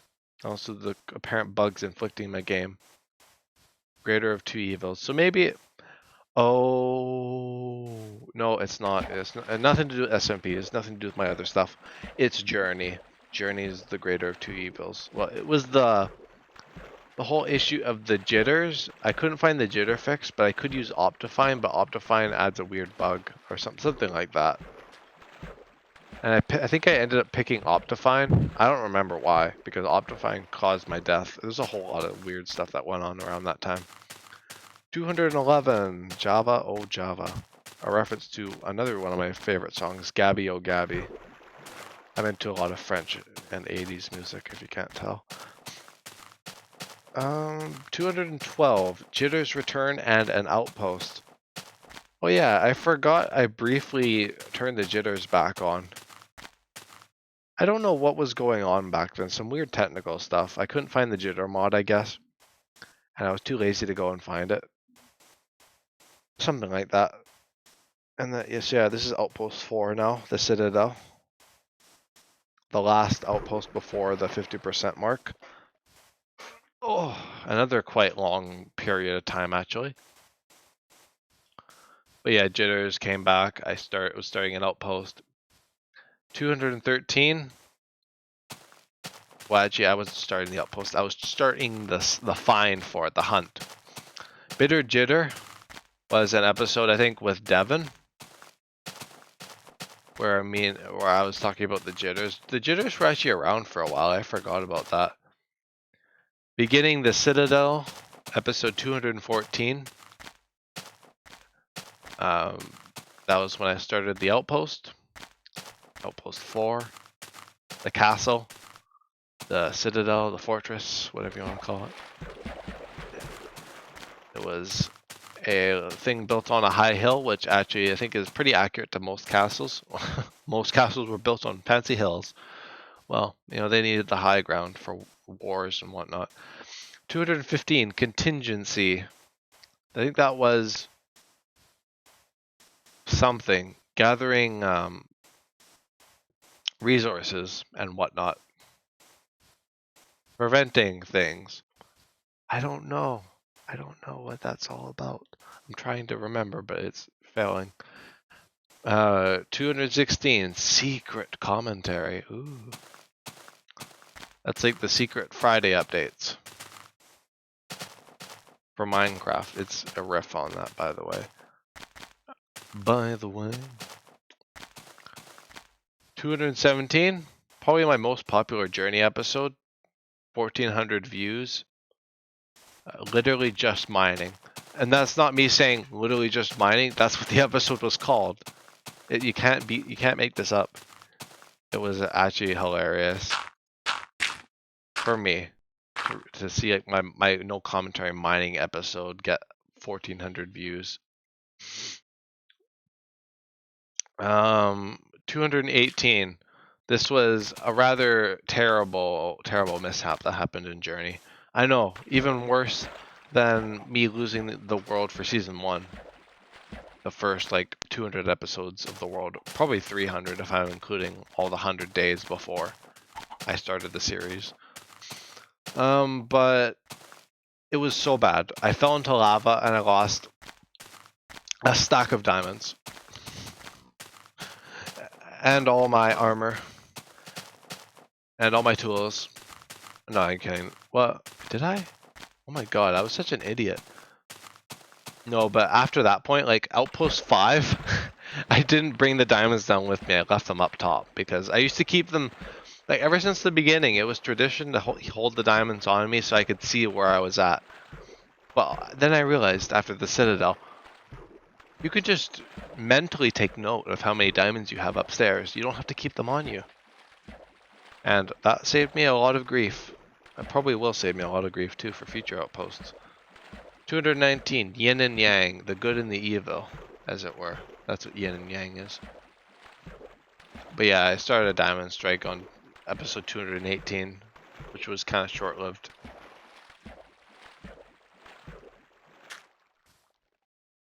But yeah, yin and yang, I don't know exactly what it's in reference to, but yeah, it's the good and the evil, of course, the balance, good and evil. About bridging out, I don't know what that is in reference to either. I think I just was like, oh, I'm bridging out. I bridge out every night in Journey with my beds, so I don't know what you mean. I don't know what you mean, Beam 4. You and your pointless names. Episodes left and right. That is pretty true, actually. At the time, I was making episodes a lot. Fairly often, at least. I struggled a little bit, but I was trying to make episodes left and right. 222, attempting originality. Trying to be original, even though I don't really have to attempt to be original because I don't really, like, I kind of, yeah, I guess I have my influence and whatnot, but I definitely try to be myself. Like, there's not really any mask wearing here. 223, something over nothing. Prefer something over nothing. Yep, that's true. Something's better than nothing. It's better to walk like 1 hour every few days than to walk nothing at all.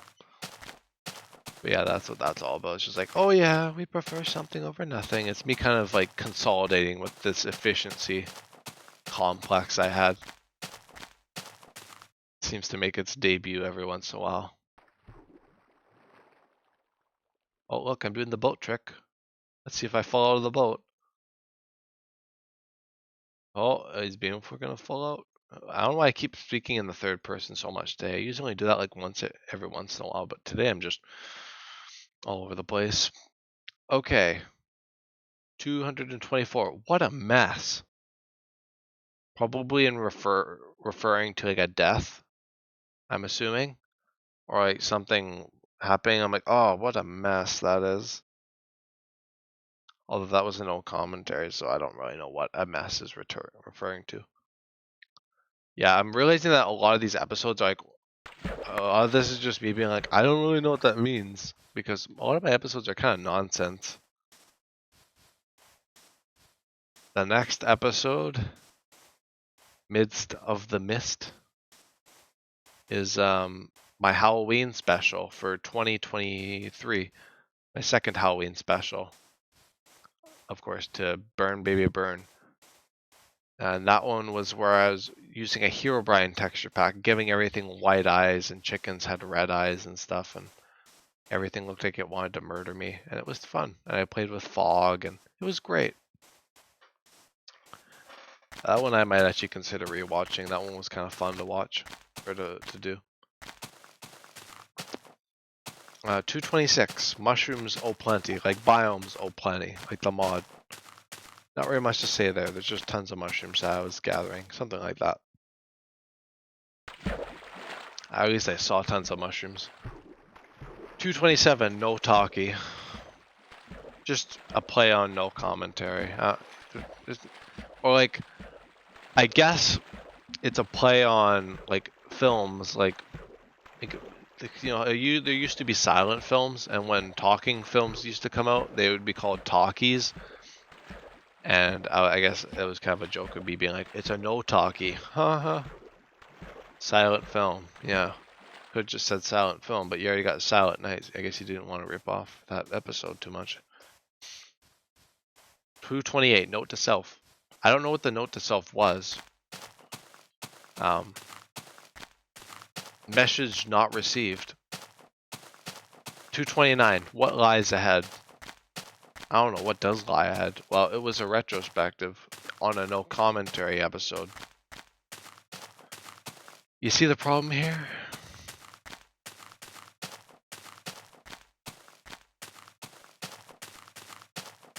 $230, broken record. Probably me just saying the same thing I said before. About, time and time again, Journey gets overtaken by life or by Newcraft or by some other thing that I'm doing. Yeah, well, that's just the way it goes. That's just how the cookie crumbles. 231. Phantom particles. Another thing to do with physics, which was a class I was taking at the time. Isn't that cool? Isn't that amazing? Yes, that is what it is in reference to. A lot of cool stuff, though, in that class. So it was one of my favorites. The nature of multitasking. Something to do with multitasking. Let me guess. Walking and chewing gum. No, I'm kidding. 233.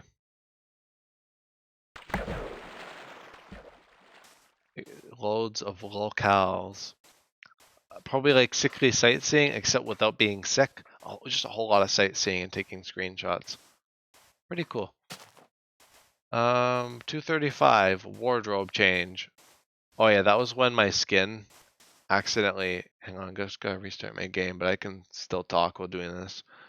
That was when my skin accidentally changed to the skin I was using for Origins at the time. I switched my skin for Origins, then I forgot to switch it back. So my skin was just a very strange skin for that episode. And it kind of it came in and out for the next few episodes. It was kind of funny. Episode 236, Enter the Bow. Oh yeah, there was definitely a time I didn't have a bow. That's pretty crazy. Okay, let me go back to Journey now. But wow, 30 gigabytes too. Look at that. Pretty big world. The other one was 50 gigabytes for reference. So we're at 80 gigabytes for the world size. And I imagine it'll probably go up to 120 or 90 gigabytes. So we still got a good ways to go. But yeah, Enter the Bow. That was when I first got my favorite weapon, the bow, which is kind of my niche weapon that I use because I've died so many times to things that could have been prevented with the bow. Although honestly, I haven't really face those threats nearly as much now as they did back then. But yeah. 237. I'm sick again. Under the weather. I should have just called the episode I'm sick again. Maybe next time I get sick, I'll call the episode I'm sick again. Guess what? I'm gonna make this episode. Maybe just make the sick episodes no commentary. Actually, that's a good idea. Or just take a day off. A novel idea. I know. I never thought of it before. 238. Birthday stream 2. Yes, exactly a year from birthday stream 1 because it was on my birthday. I don't really know if much is any different. Probably just me talking about my birthday a little bit than the normal episode. So there you have it. There you have it. 239. Consistently inconsistent. Thank you for pointing that out. 240. How to beam a 4. Watch that one if you want to learn how to screw up your journey to the Farlands world like at me. Oh, jeez. I'm just being a prude. Being a bit of a prude today. You gotta grab some more boats. Can never get enough of them. 241.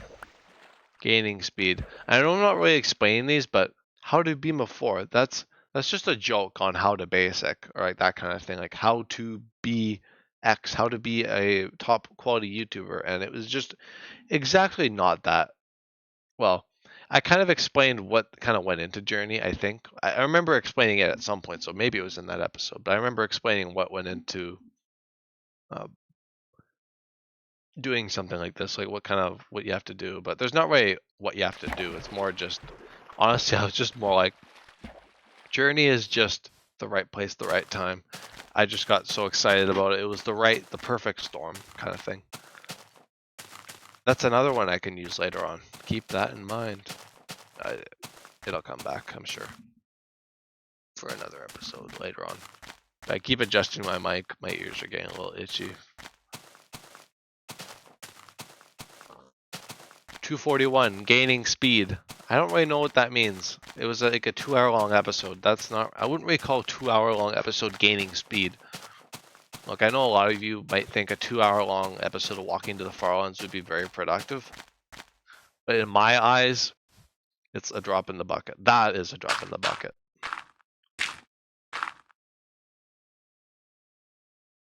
Because I see, like, if you did it in half-hour chunks, you'd be honestly spending like half of your life trying to get to the Farlands. I'm not even kidding. It is ridiculous. It is. 242, Juno. It's a reference to the space shuttle Juno, or the whatever it was that Kurt J. Mack talked about in Farlands or Bust. And it's also a reference to a song called Juno by it was one of the YouTube artist things. But it's one of the videos that I think Ant Venom uses, right? The music, some of the music he used. I don't know if he uses it much anymore. I know he uses Magenta. That's one of the ones. If you look up Magenta, or not, I won't say the name. It's like textile, but S instead of T. It's not actually like a bad, like it's not like a anything inappropriate, but it is just the name.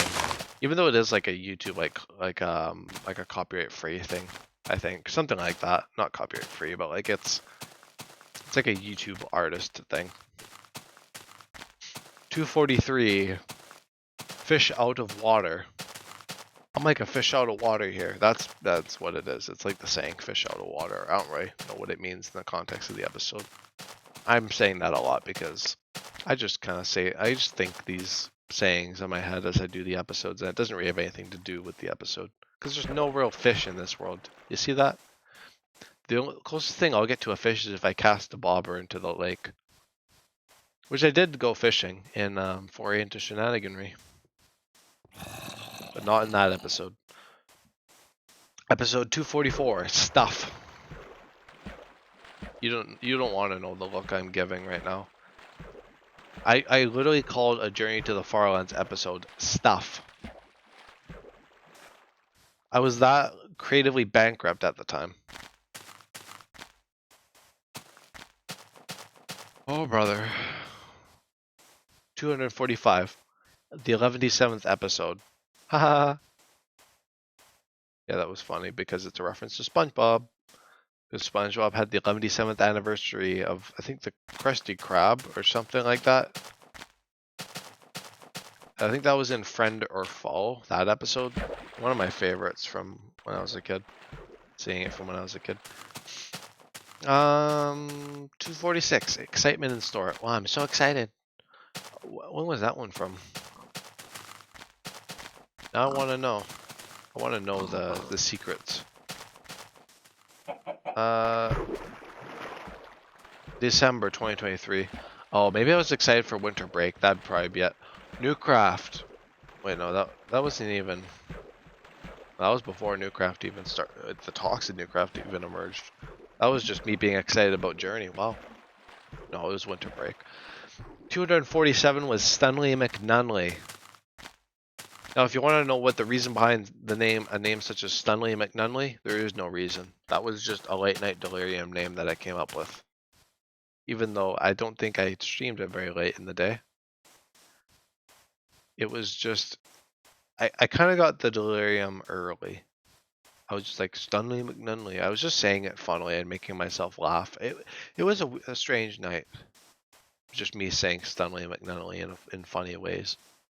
The things we do to keep ourselves entertained sometimes. 248, Angry Mob. That is not to represent the audience. I doubt you guys are an angry mob. Hopefully not. That is in reference to a set of mobs chasing after me. Could you imagine? Probably. 249, Ceaselessness. Journey is ceaseless. As much as I want to get rid of it, it won't leave. No, I'm joking. I admire Journey a lot. Like I said, it's like my favorite world ever. Nothing really rivals it. Nothing's close. Nothing can come close to the hype of Journey, honestly. Let me kill some chickens while I'm talking about this epic world. This absolutely amazing world that I'm willing to spend 4 hours rambling about my episode names for. Okay, in retrospect, it was probably not the greatest idea, but I think it's a lot of fun. For those who stick around, they're going to see every single episode of Journey in one episode. Isn't that cool? At least hear about them. But you'll notice the trend of most of these episodes don't really have much going for them. They're just getting from point A to point B. Some of them are pretty cool, but a lot of them are just cool terrain. I need to get myself some more water. Maybe I'll go grab. Maybe I'll go see if I can find a pop. Give me a second.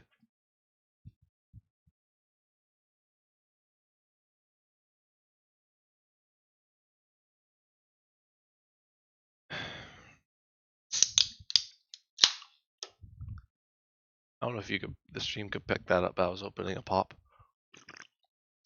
Or a soda, or whatever you call it in your local area. Anywho, where did I leave off? No one's here to tell me. But, ceaselessness. Yeah, this series is a little ceaseless, but it's fun. Yeah, it is a little ceaseless sometimes. I will admit. Next up on the list, Walkcraft. Featuring Cherry and Devon, another episode, 250, which we haven't done one of those in a while. I should probably do another cameo episode. I think I did another one since then. But yeah, that Walkcraft was us making fun of Journey being basically, instead of Minecraft, it's Walkcraft.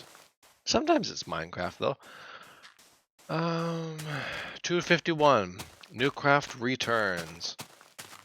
That was basically about the SMP that started before Journey even, any thoughts of Journey had even emerged back in 2020.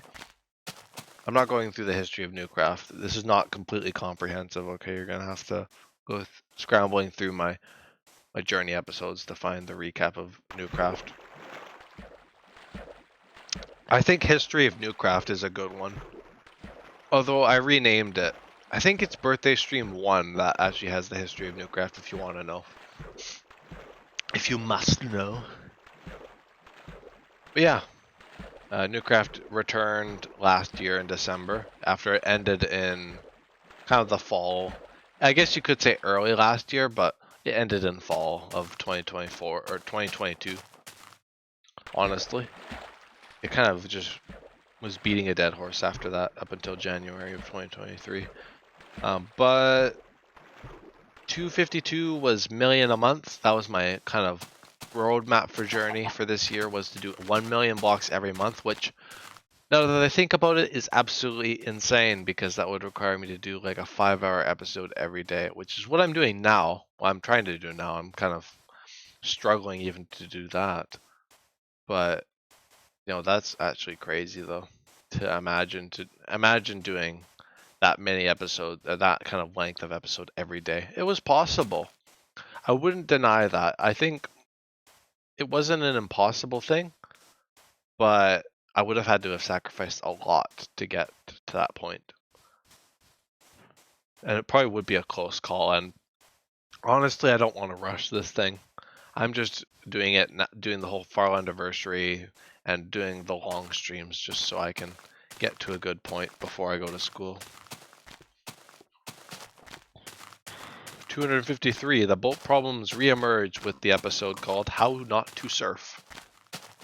It's funny how I call it surfing, because I mean it is kind of surfing, because I kind of hop out of the boat and kind of give it the push of momentum. Which is not how physics works, by the way. If you hopped out and like pushed your boat like that, it would not work like that, but it's funny how Minecraft worked like that. I don't think it was an intentional game design decision, but it was a thing that made its way into beta, nonetheless. Budget cuts, 254. Immediately, 2 episodes after 1 million a month, I'm like, yeah, this isn't gonna work out very well. I had to cut back on things a little bit. 255, triple header. I found 3 spawners in it. It's a reference to kind of this term we used when I used to go fishing, where we'd say triple head or double header. I think it's actually a baseball term, triple header, but double header was just like when you had 2 fish on at once. So it'd be it's like that, like 3 spawners at once kind of thing. Not at once, but they were pretty darn close to each other. Honestly, they were within like 100 blocks of each other. It was pretty cool. 256 was loss prevention. I don't know what that's actually in reference to. Like, I guess security. Like, my job has security, so I guess it could be a reference to loss prevention there. I don't know what else. Or what, like, in the actual episode that would be. Like, something to do with, like, preventing my stuff from going away. I don't know. 257, the storm begins.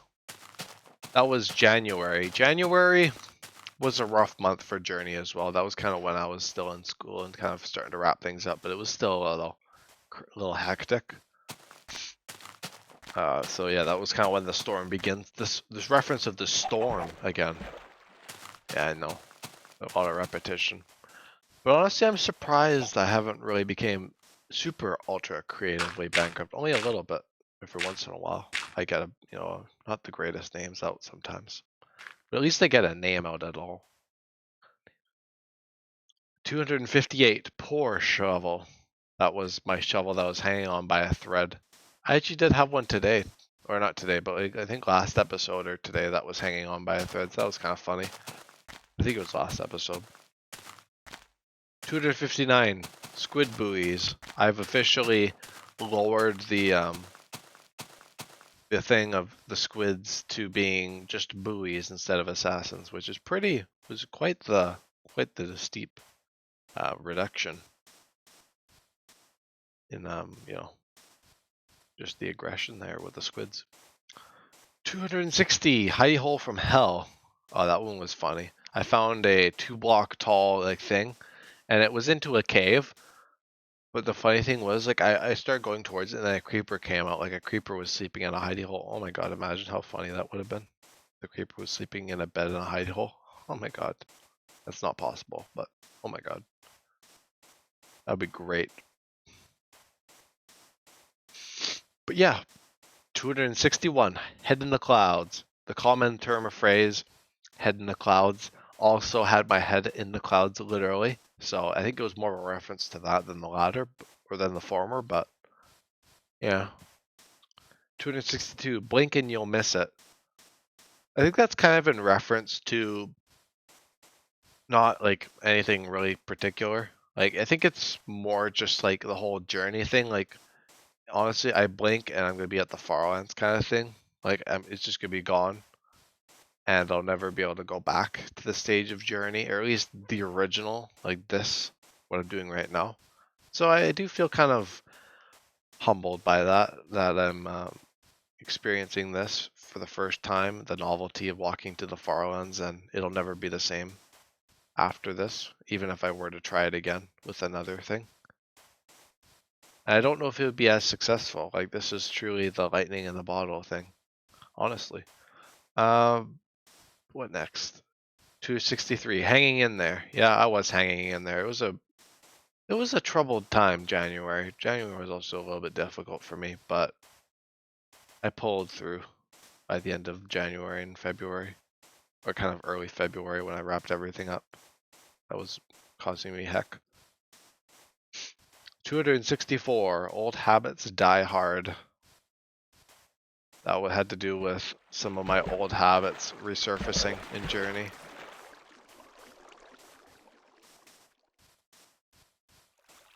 I had there's a lot of stubbornness with things. I don't remember exactly what it was, but it was something. One of my old habits anyway, that's all I'll say. Since I don't really know what old habit it was. 265, Farlanders West. That was when I brought up the idea that the direction of the sun actually, I think, changed in I don't remember if this is true or not, but I swear some people mentioned the fact that the sun direction changed at some point between beta and modern Minecraft, where the sun rises in the east and sets in the west. Well, according to my mini-map here, that's true, but apparently it wasn't always that way, although I don't know for sure how it's changed, but apparently it might have changed. That's what that's in reference to, if that actually is like a thing. Next one. 266, aquatic protrusions. I'm almost done the episode. I'm gonna have to do like a 2-parter here. This is quite the maddening episode. I'm gonna have to do another part tomorrow night, I think. Well, that is so cool. I wish I could get a screenshot of it. Let me get a look at it. Oh, this is like, you need like the perfect angle for it, and I'm not getting it right here. I might need to like go more over here. Oh, look at this. Look at this whole thing. Like a double waterfall. Lava waterfall. Lava falters, as I called it. Yeah, that's a cool one. I don't know if I'll use that for the thumbnail. I want to use a really cool one for the thumbnail, but I got my cool cactus one. My floating cactus. Anyway, I'm almost done. I should wrap up at least the 10 that I'm in. Aquatic protrusions. That had to do with this weird square like chunk little thing. It wasn't a full-on chunk like a 16 by 16, but it was a good block that was just sticking out of the ice. It was really cool. It was just like a cube, a big cube, not like a singular block. So that was cool. 267, between a bed and a hard place. It's like between a rock and a hard place. I had a bed between 2 trees. That was the joke there. I actually know, I remember that one. 268 was Memento Mori. Remember, you will die. Where me and Cherry, I think that was one where Cherry came in again, maybe. Or at least I was chatting with Cherry and we were talking a lot about like my deaths in Journey. And that comes up a lot, especially when I die. But 269, where's the diamonds? Like, where's the bacon? Or no, there's this ad that I remember. Where's the beef? The ad about the old lady that says, "Where's the beef?" It's like that. Where's the diamonds? But I don't think it was a reference to that. But now that I think about it, that feels like a more suited explanation for it, even if that wasn't what I originally intended. Bob and weave, 270. We're bobbing and weaving. There's a bit of bobbing and weaving going on in Journey. That's so true.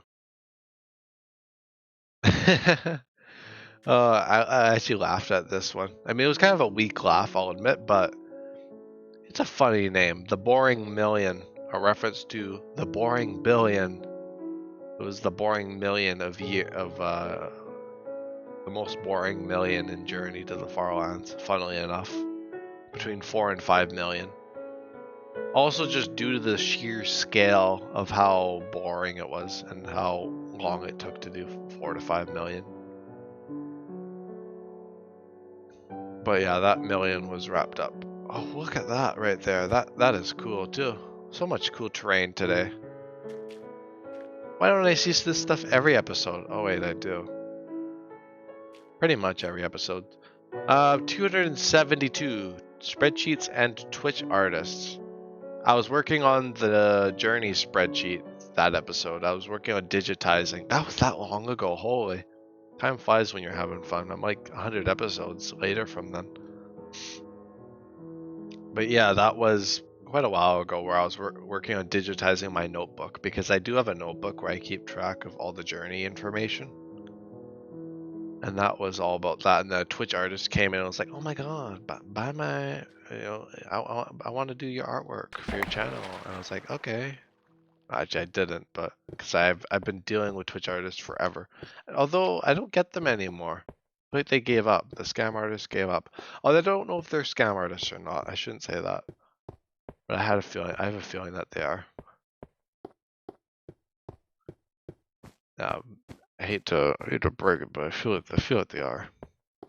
And now I seem to get the people that just want to add me on Discord. But I feel like if it was like one person, that like at least had a conversation and was like, "Oh, can we be friends on Discord?" I'm like, "Oh yeah, that'd be great. Join my Discord server." But like when that's like their starting off point, I'm like, "Oh." And the fact that there's been like a dozen of them, I'm like, "Oh," and at least I don't have to respond to them. It's not like the Twitch artists where they'd be like, "Well," they like keep you in suspense. But yeah, and then I remember I had one that was like back talking Cherry. Okay, I'm losing the plot here. 273 creepy crawlies. It's like creepy crawlies. I feel like there was something called creepy crawlies, like an actual like pop culture thing. It's a reference to whatever that is, creepy crawlies. But like, just in general, creepy crawlies. I feel like that's the same thumbnail. That's one of the videos I just saw. Like, I'm just reusing the same thumbnail. No, I don't think so. But yeah, creepy crawlies was when I was looking under this like landmass I saw a bunch of mobs underneath it. I think it's in the thumbnail. And there's a bunch of like creepers and things. So I was like, oh, creepy crawlies. And then 274 was Farland Debt. Was kind of a system I introduced, which ultimately failed. But I was basically like, if I don't walk this amount, then I will have to make up for it. And then the next episode after that, vault hunting, was 1 hour long. Isn't that funny? I know, it's great. Vault hunting though was what I was up to when I wasn't doing Journey at that time. I probably took a few days off to do some vault hunting. It's great. I actually did it before my trip to where I went. I was about to say where I went on my trip to, but across Canada, I'll say. On my trip across Canada. I was about to, yeah, but Yeah, I did a bunch of vault hunting, and I did some when I got back. I might get back into it. We'll see. I'm kind of just doing whatever I feel like, though, for now. And I did end up starting a new series today, so we'll see how that goes. It's a Better Than Adventure. It takes place, actually, like around beta 1.7.3. I think it's a bit of a fork. Like, it's a mod that's meant to be a bit of a fork, like an alternative to or alternative to the Adventure update. I'm losing my train of thought. But yeah, that's up to 275, so I'm going to wrap up the episode here because I'm very tired. And I will see you all in the next one. Alrighty, goodbye. And I said thank you, but goodbye. Take care. Take it easy.